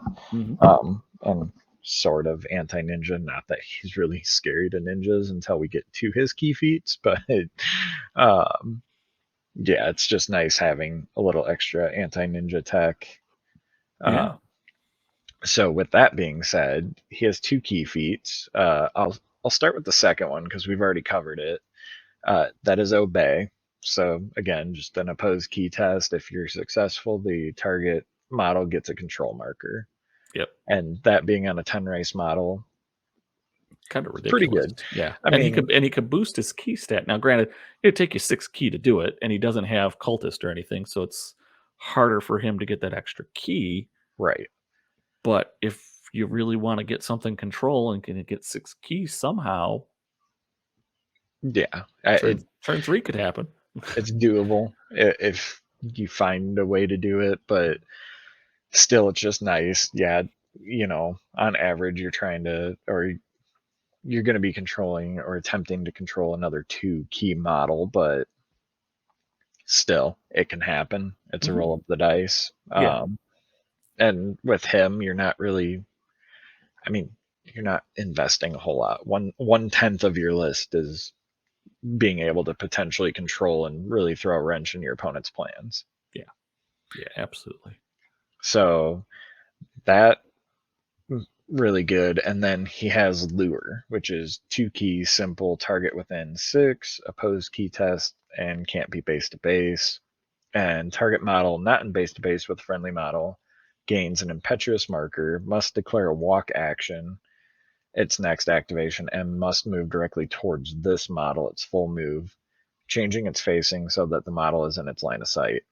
If unable to perform a walk, it may activate without restriction, and that expires in the end phase. Nice. So again, really helpful against ninjas. If if you don't have the key to obey, you could potentially lure one out of the cover Mhm. to then have your zombie, skeleton, whatever horde be able to jump them. Mhm. Potentially, I mean, they might still throw the smoke bomb, but it helps pull models out of position and allow that horde to do what that horde is supposed to do. Yep. So Just jump and beat the shit out of stuff. yeah, that's kind of why, like, strengths, he's cheap. He's got obey. He's got some, the tack, light footed, sixth sense, like I said. Weaknesses, he do not get engaged with him. No, don't. He's not gonna do well. He's gonna die fairly quick. I mean, he does have 6 wounds, which is quite nice. Mhm. But he has no defensive tech. He has no way to get out of combat. And if something's scarier than he is, he's probably gonna only be throwing 1 die.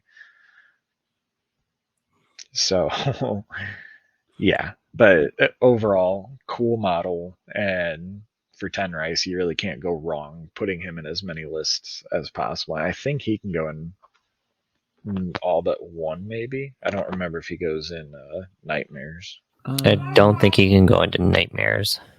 I'll look real quick. But yeah, I mean, it's an interesting number one choice. I'm not gonna lie. I'm not, Hey, leave it to you me. don't see too many 10-point models there, but for just simple based on his cost, I could see him being in the top 3 somewhere. I guess that's what I would say.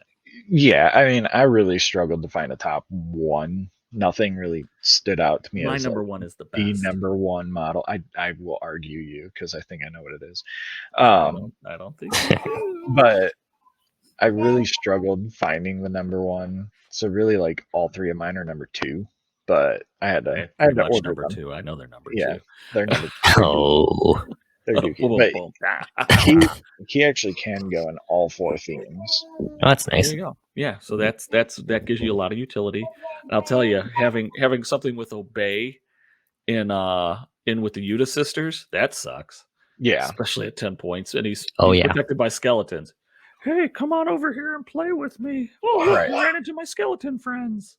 So yeah, I mean, that makes him even more valuable. He not only is he able to go in all 4 themes, he has a purpose in all 4 themes. He does. So that's why he Oh. is my number 1. He is your number 1. All right, it looks like Gaming Jason is a little preoccupied right now. Gaming Oh, Kai is getting Uh, feisty. he woke up, so his number woke 1 up. is the same as mine. The, We'll just say that. the great No. sleeping one has awakened. pretty much. And since I have a little one, it clearly means that my number 1 should be GwtG and Gluttony. Oh, so you're taking 2 models? Oh well, my gosh. it's technically killing me, 1 dude. model. It is technically 1 model. So just Gluttony or No, GwtG. I almost just picked Orphans as my number 1, but I didn't think that would fly. Well, I not if we're gonna decided- go through just 1 or 2 of them. No, we're gonna. I mean, like, Skeletons was easy to go. I and was save a little bit. 50-50 on which or. I mean, when I came up with my top 3, number 3 was the most difficult. For some reason, this one with Gluttony came to mind as like my number 1 for some reason. Okay. So we'll go through his card here real quick. So he's a yokai orphan. 14 rice, 1 melee pool, boost at 3, kind of sucks.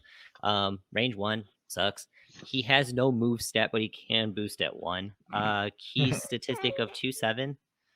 He has a meat cleaver that he has 0 on. He is Fear 5, Scout 03. He's slow, which is kind of weird because he has 0 move, but okay, I'll take it. He's tiny and he's got willpower at 1, which is nice. Yay. His key feat Instill Gluttony, which is a simple range 12, and Unleash Gluttony, which is a very similar trait to all of the Other orphans. to all the orphans. They cover the major sins. Yes. I'll run through Instill Gluttony really quick. 3 key, simple action, target 12, oppose key, which Jason already said, now that I just realize it. What does it do? Well, target model gains a control marker. Hooray! And while it has any control markers from this key feat, the target gains the following weapon. Gluttonous Maw. It's got a big mouth. -1 melee strength is what Gluttonous Maw does. This model must always choose to use this weapon in a melee exchange at the end of an activation during which this model dealt damage with this weapon. It does not remove a control marker. And that's the reason why I put him at that number 1. I mean, if you can manage to pull it off, if you figure it out, that's pretty wicked. That you could potentially have a continuous control sticking on there. Not to mention that he could spend extra activations to do it since it's a simple. But I mean, to me, just being able to have the potential to start throwing out and making basically hunger zombies. Well, just pretty much chewing on something and they keep going. And if they keep on hurting something somehow, then it's like, oh wow, this could be very interesting. Yeah. Keeps going. Unleash Gluttony is the other one, and that's the one that all the little yokai orphans, which again, what is Greg's number 1 rule in Bushido? Kill the children. Yep, and this is where that rule kind of came from. This is why. Unleash Gluttony. It's an X key, so you put a certain amount of key into it. Simple action, special, don't be in base to base, don't be moving, and you can only do it once per turn, thank God. Deploy a Gluttony within 2 inches of this model. It may not be placed in an enemy modeled zone of control or in base to base with an enemy model. Place a number of key tokens on Gluttony's profile card equal to the number spent for this key feat, instead of any from the Kami trait. Then when deployed, there may only be 1 friendly Gluttony model in play at any time. Unique effect, of course, is if this model Sokuji is removed from play, also remove the friendly Gluttony model. So what does Gluttony do? Dun dun dun. A lot of ridiculousness that just seems really good. Well, he doesn't have a picture. Ooh, hang on, I gotta go someplace else. That's not where I want to go. He's too new. He's too new to have a card. No, he's not too new. Wah. This is what happens. I had this earlier and I just didn't do it. It's Cult of Yurei. Up in the air, Junior Bird Band. Up in the air, upside down. Where's Gluttony? There's Senbo and Envy. Sota and Sloth. Waka Waka. I did think about Wanyudo as being my number 1 just because he looks cool. Huh. He should be up towards the top because usually they put the newer models up top. Keep going. Right there. There he is. That's the orphan. All the way to the right. Oh, maybe not. There's our friend Gluttony. So Gluttony, minor Kami, special. That's his rice cost. It depends on how much key you toss into it.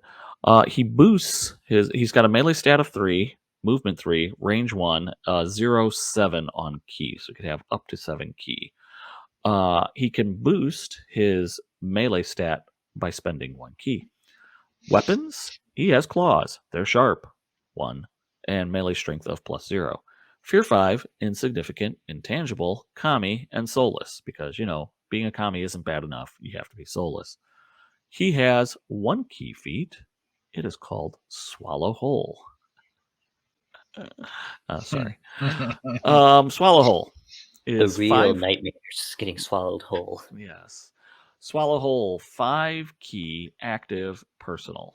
This feat must be declared before initiative is determined in a melee exchange. If this model's attack is successful, place the enemy model elsewhere. So basically, take them off the board.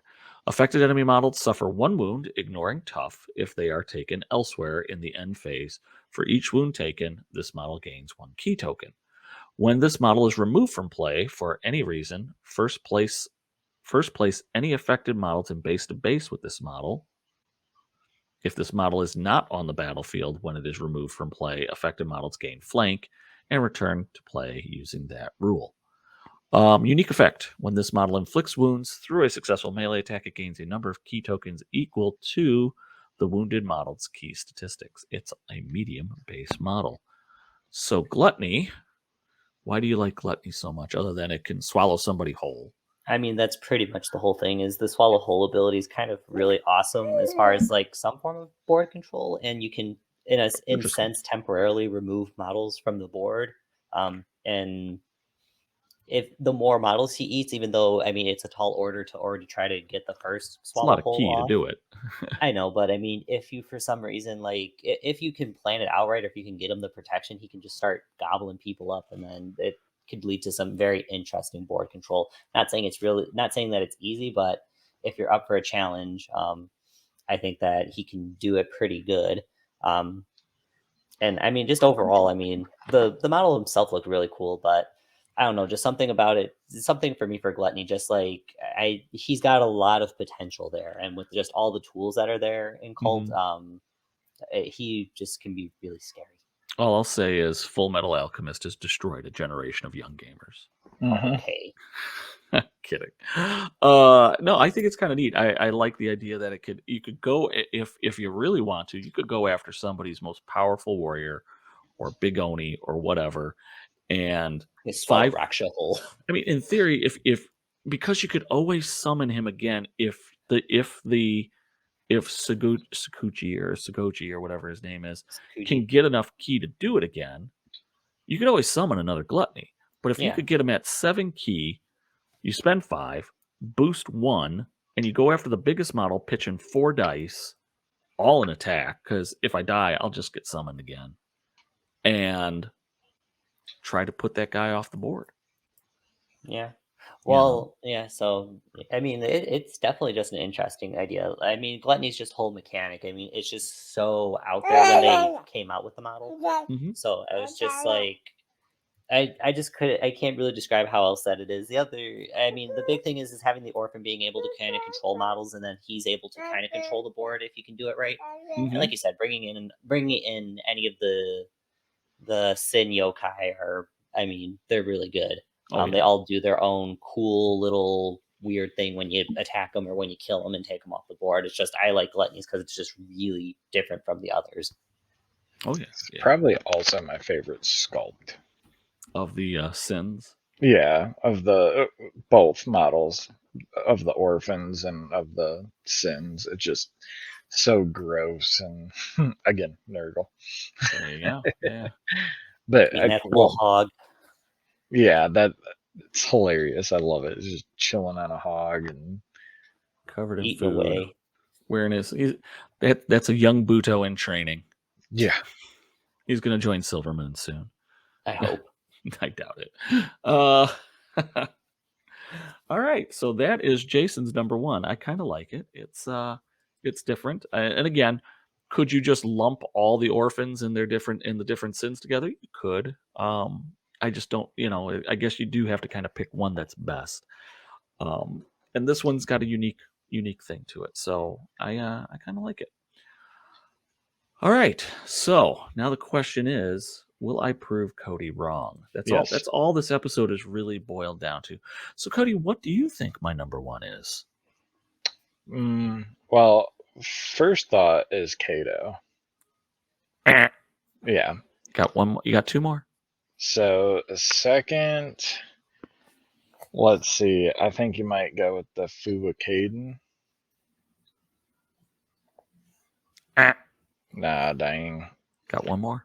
All right, the last one is going to be Ikiro, bitch with the umbrella. no. If that is, I will fight you. Waku, Waka, whatever. So the fire wheel. Soul Collector. No. No, the Toll Collector. Yeah. So the answer is Jason is right. Oh Yeah. yes! I called it out of fucking nowhere. You could pick so many better models. What? She was up in my conversations, but I mean, she No. was more in the conversation of like number 3 to like honorable mention for me when I was trying to pull this stuff together. So I agree with that, Jason. I like this one as a number one. I like her. You're It may biased be because it may painted be for beautifully. a couple different reasons. One, I do like the model. I love how the idea of her and all the rest of that. I Two, agree with that. I probably have an outgrown fear of her from playing a few times in our local meta with Hoagie. This model just it messes with me. I can understand why. I mean, she still can be. She could She's still be solid. nasty, but I mean, she has one it's killer a weakness matchup. that she has one killer weakness, which would be the only reason why I say she wouldn't be a number one for my choice. She dies when she gets in combat. Well, dies when she everybody gets dies when shot. she gets in combat or she gets She could shot. take a not direct hit and she could die because a light breeze will kill her. Yeah. At range. That is true. That's why you make sure she doesn't get hit. So let's run through Ikuro. Ikuro is a 19-point model, 19 rice, Shingunja unknown. So there's like a there's a Ronin card or something. Ronin card that Yeah, messes the with talisman of the unknown or something like that. 3 models in the whole game are unknown, and she's one of them. Hooray! Well, technically there's 4 because the lone swordsman count is 2. Oh, that's right. And then Toshiro is actually unknown, so there's 5. There's 5. So she has a 1 melee, not boostable, 1 range, not boostable, 4 movement, and she has a key stat of 3/8. She can boost that by spending 3. She does have a melee attack. Should be she somehow, for some dumb reason, they actually fight something. -1 melee. It's Bujitsu. -1 melee strength, and if she does land that blow, it'll put a key block on something. So that's kind of nice. Cultist 2/6. She has Dread 1, Fear 6, and Terror. Key feats: Look into the Void, which is 3 key, simple action, target 8 inches. Oppose key feat, don't be in base to base with somebody, and then touch the void. X key, instant, special, and once per turn. So before I talk about her key feats and her unique effects, what do I say about her? Well, she's a Shingunja nightmare. Legit. Rightly so. Strengths. The first thing is, yeah, she could get shot. So you do have to get her some kind of cover for it. Now, the Breath of Yurei will give her some cover for turns 1, and I think you have the option to go to turn 2 with it. Yeah. You do if you sacrifice tactical. So you can get yourself a little bit, again, though that doesn't protect you from Sixth Sense models and stupid people who don't need line of sight to shoot your ass, which they more than likely will try to do. But melee becomes another little thing. She does have so I think I'm going to cover her weaknesses first. So first is range attacks we talked about. Melee in general, if they could get into melee with you, which then puts her third weakness is fearless models. Or steadfast.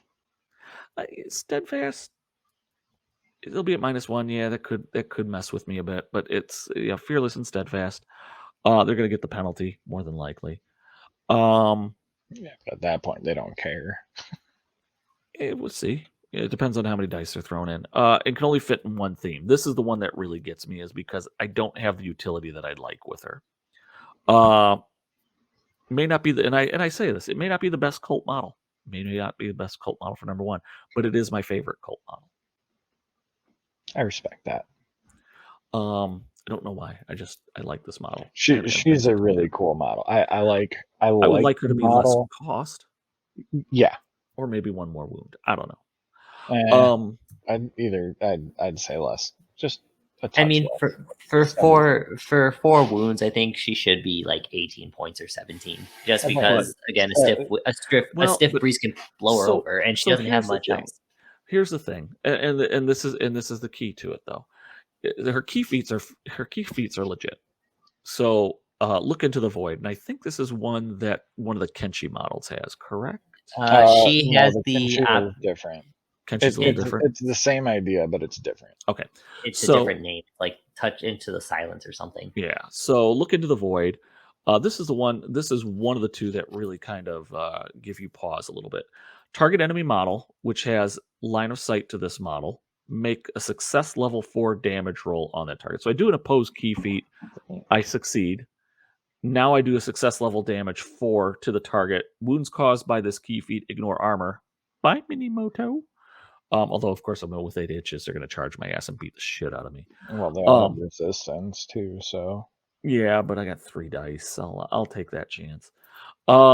A model can be only targeted by this feat from any source once per turn. So I can't just load up, which of course I got simple and 3. I'm probably not going to do that because I'm going to want to save my key for when they come barreling down on my ass. Because then I'm going to do touch the void. X key, instant, special. Only do it once per turn. When this model is successfully attacked in a melee exchange before the damage roll, I could spend X key tokens. X may not be greater than 3. For each key token spent, prevent 1 wound. So I could prevent up to 3 wounds. For each wound prevented, the model making the attack suffers 1 wound, ignoring tough. Suffering the wound, I believe, automatically bypasses armor. So the only thing I would have to worry about would be tough, which I'm going to ignore. Tough. Yeah, you ignore tough. Right. But, so armor doesn't come into effect on this, which makes sense because I'm not doing a damage roll. So I can do that. They may be able to put me down, but I could, sucker somebody. And if I hit them with Look in the Void and put some damage on them, and then they come in and try to hit me and they do really good, I could try to prevent 3 damage. Now, granted, they follow up on it and combo attack could really mess her up too. So she does have some legit weaknesses, but she can really dish out the damage. Now, her unique effect is the one thing that I really do enjoy about her. During the starting phase, so this is even before anything happens in a turn, and it's kind of weird. This model may become exhausted, so I'm immediately exhausting myself. So I'm going to put myself in a very vulnerable state. If it does, remove all control markers from this model, which is weird. I don't really see this model getting controlled that much, but maybe I'm missing something. Who knows?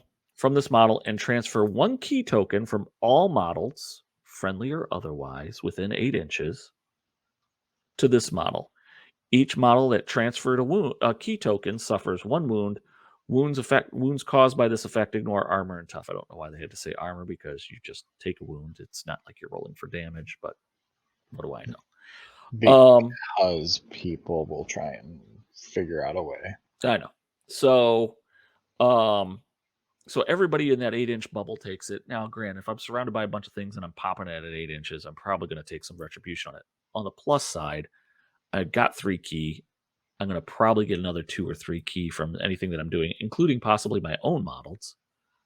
And I should be kind of topped off on key if I need to be, so I could at least do Touch of Void once and maybe put somebody down, or at least do a big hurt on them. This is one of those models where she's 19 points. This is probably one of the ones I have floating in the back lines behind a whole wall of Kyrai or something like that, or skeletons. And she's just going to throw her 2 cents in every once in a while. I think she would probably operate really good with the skeletons, durable, lock something up, and then just have her kind of throw in a Look in the Void to weaken them, and then have the skeleton finish them off. Yeah. And then have the skeleton move on, and she flips an objective. Plus, she could hit, if she's got some, she's one of those models that just needs some protection to hang around. Cultists around her is also another nice thing, something to sandbag. Plus, she could also, strip some key off by stabbing them to keep her topped off. Again, is she number 1? Others would say no. For me, this is my favorite model in the faction. See, she can't be, though. Why? Because she's the one that is collecting the orphans like Pokemon, and you want to kill the orphans, and she's collecting them. So she can collect them all. She can collect all she wants. Is she a child? No. Guess who lives? Damn, that's true. Fair enough. guess who lives? But yeah. So, give us your thoughts. More than likely, not necessarily agreeing with my number one. Go figure. Who has? But again, this is a little more. This is a little more for me. It was a personal choice. I did go back and forth on some of the other ones, but this is the one that always sticks out on me. I also like the fact that you really are going to have to commit a really good model to go at her. Yeah. To get past the dread, to get past the terror, to get past the fear. Unless you're Minimoto. Unless you're Minimoto, which is then anybody goes after. Yeah. Or anything with steadfast, because they Anything just with don't steadfast. care. As long as they have 3 melee dice. They got 3 melee dice, go down to 2, and make sure they don't have enough key to do anything to boost that. Right. Then they'll throw 2 in. I'll get my 1. Maybe I'll roll good on my defense. Yeah. And then I'll touch the void them. Bam. I do like her. It's hard to justify using her unique effect, though. It's one of those where it's situational. Mm-hmm. But you may have a few models, and I guess maybe it's because I play Ito a lot. And it's not unusual for me to have a bunch of models sitting at 1 or 2 wounds after kind of weathering a storm, clustered up. And you come in, and it's like, well, I'm going to put those down, and I'm going to gain some key for it. Yeah, I mean, I do think it has a good application, like in that instance, but it's situational. It's just hard because she gets exhausted. I think. Yeah, that's the sucky part of it. Isn't it Grandma whatever from the 2-player box? Oh, which one? Maha? Hozumi Maha.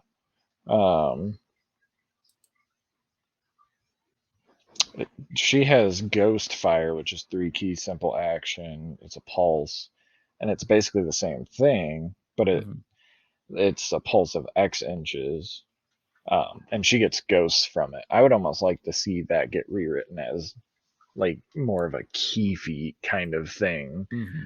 That's a simple action, just because she is so weak, I guess, in combat that exhausting her out of the gate, you have to make sure that she's in a good spot if you're going to do that. Yeah. Yeah, and that again, it's one of those where I'm probably waiting. I wish I had Hoagie's. He did a really nice paint job on this. It's a really, I just like the model. It's very really simple. Cool, it's elegant, but that's just me. So that's my number one for no other reason than aesthetics, and I like the mechanic on it. Is it truly effective all the time? Probably not, because it's just going to get sniped to death and game over. Game over, man. But game over, man. But if you're in a melee heavy environment and want to mess with things and whatnot, and can get a little bit of protection in front of her in the form of durable skeletons that can't be destroyed, then she could be kind of fun. Yeah. All right, that's the hard part with her, like, because when you look at the Kinshi model, Shikaku, with the same essential key feat for his is the void stares back, and it's just different because it does void stuff. Yeah. But he's a 16 race model with 3 melee, 2 ranged. He only has a key stat of 2, which is different, but very different. He's got bravery, jump up, resistance, steadfast. Like they're 2 completely different models, but if she was 17 rice, I would justify taking her all day, every day. Well, but at again, 19, it's rough. It's rough at 19. I also will say it's rough because you are limited in the themes that you could take her in. She could only go into nightmares. Yeah. So either you're playing Order for Battle, okay, or you're doing the other one, and so that's rough. Again, probably not the wisest decision I've made, but I've made dumb decisions before. You didn't pick Ryota as your number 1, so I did not. I was dead that episode. I understand. All right, so that brings us to honorable mentions. We'll see if we could cruise through these 3 really, really fast. Oh, definitely not. Definitely not. Well, I'm going to start with mine because mine has already been mentioned, and it was Eco. Oh, there you go. I put my honorable mention as Eco. And again, I will say, for just like I mentioned when we were talking about Eco earlier, he is probably the best representation of the Gasha Dekoru. And really because he has brutal, because he could really put something down. But all of them really could fit that role really well, and that's why I kind of put them all as the honorable mention for me. So that is my honorable mention at 13 Rice. I list off a whole bunch of things, but no need to rehash all of it. And I think we kind of went over that really well when we talked with Jason doing his number 2. Was it? Yeah, He was my number 3. He was your number 3. Okay, It's okay. My honorable mention was talked about too, which was Gok. Gok. There you go. So Gok. Oh, jeez. Gok number 2, or Gok honorable mention number 2, and we kind of we went over all of that. So Well, good thing I picked something completely off the wall. Oh my goodness gracious! What did you pick? Well, I don't know if Jason has any extra comments for Gok first. No, I mean we pretty much covered everything here. He just reminds me an awful lot of like Oda and Tantalo type vibes, except he doesn't quite hit quite as well. If Oda was cut into pieces and put in a cart, yeah, then he's kind of reminds you of Oda and Tantalo. Oh, okay. No, I get what you're saying. Just with how the boosting, because like Oda and Tantalo have the virtue and whatnot. So right. Yeah, when you kill them, then Oda hops off and runs around like a screaming little man like he is, and Gok does the same thing but with zombies. There you go. He brings them back screaming. Yeah. All right. So Cody, my honorable mention is essentially 2 cards, but it's really only 1 right now because the other one's not out yet. So it's the Wan Yudo. I do like the model for Wan Yudo. He's pretty sweet. Yeah. First of all, what better than a giant iron wheel flaming head? Oh, that guy. Yeah. So 18 Rice, he's a yokai, only 2 melee, 1 ranged, 4 move, 2 8 key stat, handful of wounds, looks like 7. He has a melee weapon, flaming wheel, I'd hope so. -2 strength, fire 1 2. He has Bonsai, which is amazing, and then gets charging bonus slam attack 0. He is durable from ranged. He's evasive, fear 6, fearless, immovable, immune to fire, tough 2, willpower 1. I would hope he's immune to fire, given he's basically on fire. Right. He's like the robot that was programmed to feel pain otherwise. Yes, Why was I only programmed to feel pain? So he's got the key feat dash, 2 key active, gains agile and evasive until the end of the current activation, and may also make a 2-inch move at the end of the activation. So huge if you're charging and getting kills on people, because then you can reposition. Again. Yeah. If you need to get that model in your front arc, make sure you dash. And look what's coming up. Dafukaya's favorite key feat. Inferno. Oh yeah. So 2 key, simple, 2-inch pulse. All other models within the pulse's area of effect gain a fire 2 marker. Fire. Can't go wrong, especially when you have Crush the Oppressed in the list and double that. Double your pleasure, double your fun. Exactly. Then he has Soul Fire, which is also 2 key, simple, target 6 inches, and it's an opposed key test, and target enemy model gains a number of fire 1 markers equal to the success level of the test +1 and a spirit block marker. So of course. Yeah, just a big FU if you actually use that. It's pretty good, especially if you're loading someone up with status effects. If you really, want to just pump out the damage in the end phase, that's always nice. Well, if you want to make sure you're getting like 5 or 6 fire tokens, this apparently is the guy to do it. Yeah. And Soulfire can help with that. And then his unique effect is when this model suffers wounds from a melee attack, the attacking model gains a fire 1 marker.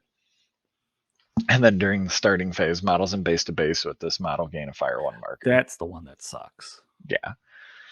So overall, he made my honorable mention just because last edition he was disgusting. Oh, don't even get me started on last edition. That dude Yeah. was like the bane of my existence. I faced it like once or twice, and I was like, "Damn, this thing Yeah, sucks." this model is just gross. This edition, not so much. Still really good. Throws the fire out. Mhm. Very scary model, but he has a card coming out in the cycle deck.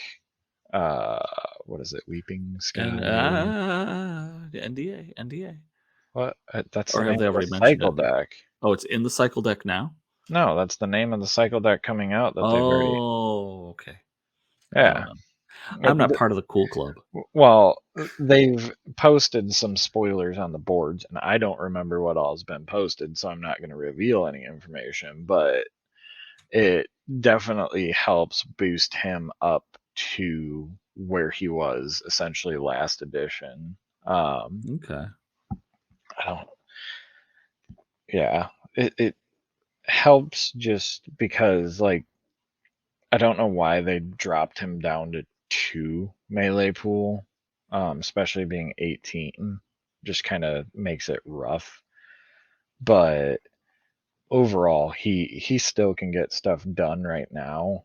It's just a little bit harder, but it's just a lot of fun having a screaming, flaming face running around the Running around the board. field. I'm on Yeah.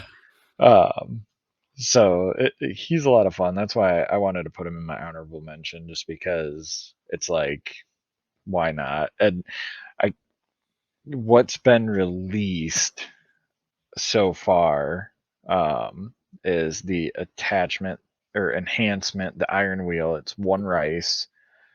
It's attached model gains +1, and then it's redacted. And then you replace the melee weapon with a +1 melee weapon called the Iron Wheel, and it's redacted after that. At least that's the first picture I saw. So Oh, there you yeah. um, and I honestly don't even remember because I know what it does, but I don't remember what exactly it does. But go. Does something. just the fact that he's getting that little bit of help, um, it'll make him even scarier. And yeah, just bonsai all over the place. But there you go. That'll be fun. So Inferno. I mean, just Inferno alone's a pain, and Soulfire. Those two are pretty decent, but then just running around it, ramming into people, that just sucks. yeah, I do think he has a place in lists. I know people on the boards have been playing him more. I don't know if it's more than normal, but I've just been seeing like battle reports and different stuff with him popping up. And He's a cool centerpiece model, if anything. So that's true. why. And he's one of those models that's way different for some of these Bushido models. yeah, and I think he suffers from the same problem as um, Umbrella Chick. I think he can only go in one theme. I He's think he can only yokai. go in nightmare. No, he can go No, in go in a couple. nightmares, things that go bump. So he can go in 2 of the 4. Yeah. Um, but yeah, get him. He's a load of fun to paint up. Really cool model. Plus, he's getting a little, well, what we think is a buff card. Who the heck knows? Who knows? Not me. I mean, I can find out if I actually looked it up, but I can't disclose, so it doesn't matter. There you go. No soup for you. No. All right. So that is our top 3 plus honorable mentions. We have one stinker apparently for number 1. Of course, that will be from yours truly. And then a whole lot of other interesting choices or unique choices, as it were. So, gentlemen, what would we say would be our number 3 model? Skeletons. Yeah, I could say Eco. I mean, Moist. Eco and the Skeletons, which is the name of my college band. Yeah, I could see them being as a number 3 just because, again, they fit that generality, but Eco just best represents them. Okay. Because overall, they just do really good. I Yeah. am not in disagreement with that. So I will go with that for number 3. I think I could be swayed to put them as number 2 just because maybe I have an outlandish fear of them, and I think they're just really good with what they do. But number 3 seems to be good and appropriate. I think the reason why I would put them at 3 over higher is because as a solo model, yeah, one skeleton's still going to get a lot of work done, but it's rough to justify that being better than something like, GwtG or something along those lines just by itself. Okay, I can see that. I think if you do it by eco specifically, if you go by point to what it can do, you're going to get your points back. You're going to get your rice back in what it's either going to tie up or it's going to kill. Right. I agree. And you're probably going to get a higher return on it. And again, though, but if you're taking it as a single model, definitely number 3. If you're taking it as a group of models that are going to go out on the board together, then it's definitely like a 1 or a 2. it's like 1 or a 2. Yeah. Probably a 2 because you still they become really good when you take an Akuba with them. Yeah. I shouldn't say they become really good. They become a bit more outlandish. I mean, they still have that susceptibility, but again, it's one, you're aware of it, and the susceptibility is combo attack or rapid fire or combo attack range. So you're aware of it. You just need to be able to either A, compensate for it, or B, have something else attack it. Anyway, so yeah, so number 3, I feel secure with the number 3 spot. I was just saying, I just wanted to point out that it's one of those that could get adjusted up, but I don't. But you're right, Cody. As a single solo model, Eco probably fits the number 3 slot better than anything else. Yeah. So number 2, what do we think about number 2? Moisesis or GwtG, to be quite honest, in my opinion. I think GwtG fits the number 2 really well. I like Moisesis, but I don't necessarily see him fitting anything beyond a number 3 or an honorable mention. He's good and he's cheap, but his support value is limited. I guess is what it boils down to. He's not a killer like Eco. He's not a support beast, for lack of a better term, GwtG. He does obey and he does heed my word. He does support wise. He does get everybody a bit more mobile, but again, it's a simple action, so you're really just affecting one model.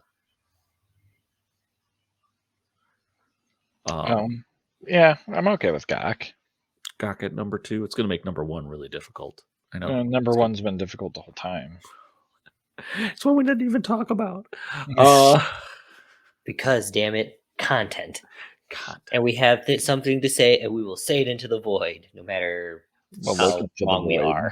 So number 2, we'll probably go with we're going to go with GwtG. Yeah, I'm okay with GwtG because I mean you can kind of make the argument just in general. We didn't talk about a lot of these models, but you look at the number 3 spot, skeletons, Kyrai, whatever. Number 2 spot could be GwtG, could be the Yuta, could be whatever, kind of those support, whatever. Like if you put the Kyrai 3, GwtG number 2. So I'm gonna rewrite now. I'm gonna say what my number was. GwtG definitely is a number 2. He fits that role really, really well. He's, he's a solid number 2. I can't rate him for a number 3 because he just does a lot more than what a number 3 would do. Eco does one thing. He ties things down and beats things. GwtG can beat things, just not as well, but he supports stuff and makes everything else around him better. So number 1, I'm going to kind of pull the skeleton thing on it. And this is what I'm going to propose.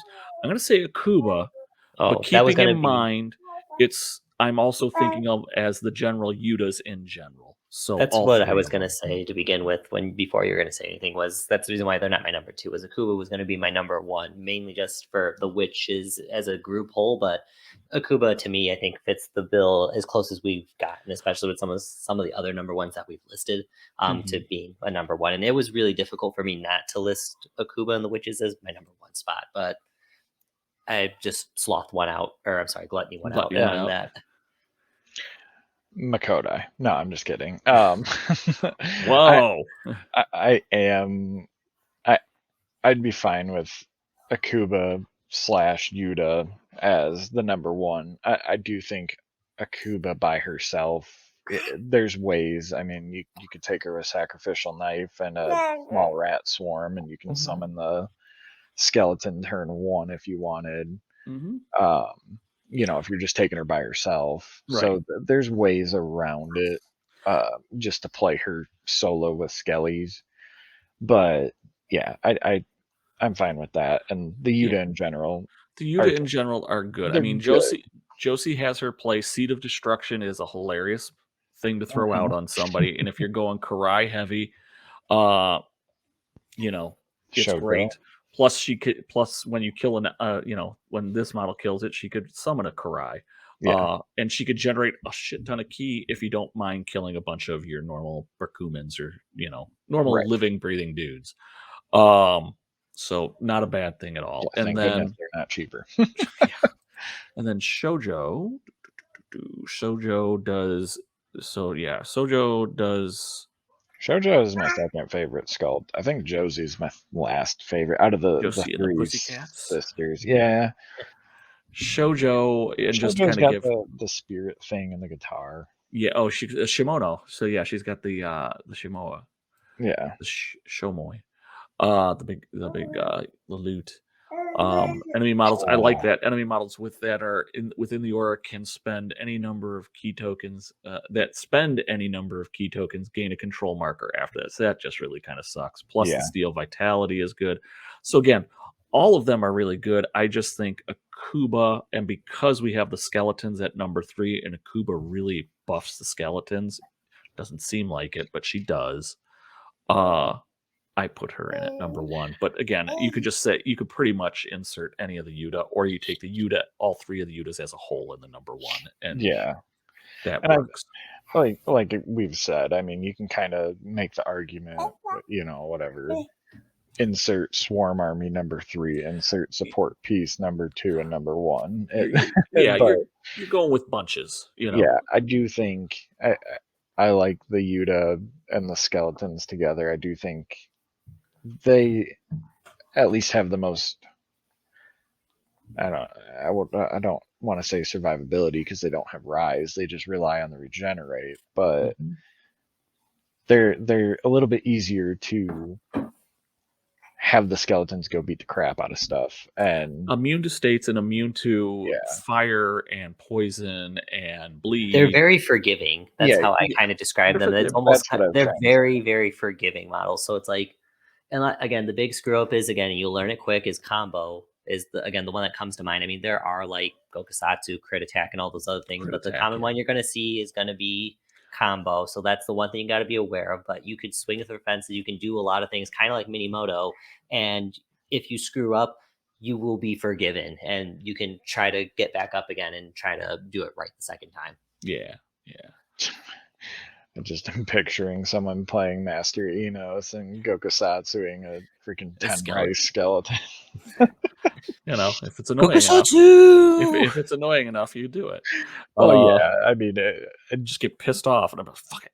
I can totally see that happening, but all right. So there is our top 3 with Iko and the skeletons at number 3, Gok at number 2, and Akuba and the Yutas at number 1. So with that being said, we hope we scared you with our choices, because and my lantern and his lantern, spooky lantern. We scared you so much that you set the car alarm outside of my house. Ooh, there we go. So I know, I'm scared too. I'm scared that this episode is over. Or I'm happy. I can't remember which of the two. But yes, we do hope you enjoyed this episode. We do hope it made you think about some things, whether you're raging at me for saying Akira at number 1. You're freaking stupid, Greg. Never talk Bushido again. Get off the airwaves. We hate you. Oh, I might get that with Makotai at number 1. Nah, I mean, like, you gave it some like legit reasons, and I mean, like, we've had crazier things happen. Personal choice. Ryota at number 1. There you go. I see. Even Gaming K is laughing at you for it. You're just dumb, Cody. Yep. When I get old enough, I'm gonna kick the shit out of you in some Well, kind of if I game. play Jung, yeah. He's gonna have my master tactician abilities and Jason's dice. Oh God. Mainly Jason's dice. I'll just retire. Play him one game, beat him, and retire, and never play again. Yep. That's how I did it. All right. Retire Grandmaster, can never be beat again. That's that, and then you go into the TV booth and just do Twitch. You do the play-by-plays. Yeah, exactly. And you show up at like actually be Adepticon, entertaining. and then you get to sign autographs like William Shatner. Get you one of those gold jackets. There we go. Make sure I'm holding my katanas the right way. There you Great. go. All right. Well, we hope you enjoyed this episode. If you did, tell us what you liked, what you didn't like. Tell us what we did wrong, which is just about everything, or what we did right, which is probably a little bit. If you're curious about Moonstone, tell us about that too. We'd be happy to answer some questions about that. That's our new and exciting game that we're enjoying currently on top of Bushido.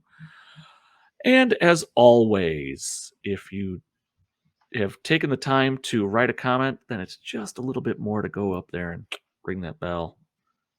Let us know. Give us a like. Let us know that we're doing something right. And we hit it. We hit 300. Thank you very much. So you know what that means? Strip. We're now. Don't know. We're not stripping. Oh. Oh, hang on, wait. Sorry, let me put my shirt back on. Oh, thank God. No, we're now on the climb to 400. I was gonna say 500. Let's push it. Push it real good.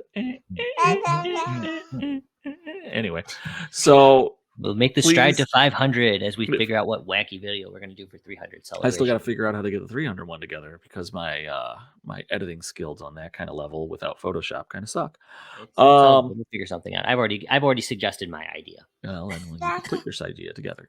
So, if you haven't already subscribed, what does it get you? Absolutely nothing except notification of when our stuff comes out, and hopefully in the future we'll have some other reason for you to subscribe that will be worthwhile and satisfying to you. With that being said, we hope when you see this you have had or are going to have a fantastic Halloween weekend and a safe one too. So from us at Gaming with the Guys to you, have a wonderful, wonderful weekend, or celebration as you are going about it, and have a great day or evening wherever you may be. Happy Halloween, everybody. Check for razor blades. Bye-bye. That's Graham, dude. That's Graham. Super Graham. You cool. should have been like, yo, check the candy for like those weed drugs that they try to give out the kids to try to fearmonger people. That's the drugs. cool people. Anyway, so have a good Or alcohol. Go out with your kids. Go ahead and enjoy that adult do Halloween. an adult Halloween. That's Oh, okay. yeah. I'm gonna be a sexy Gasha Dekuru. Think about it. Have a good one, everybody. Bye bye.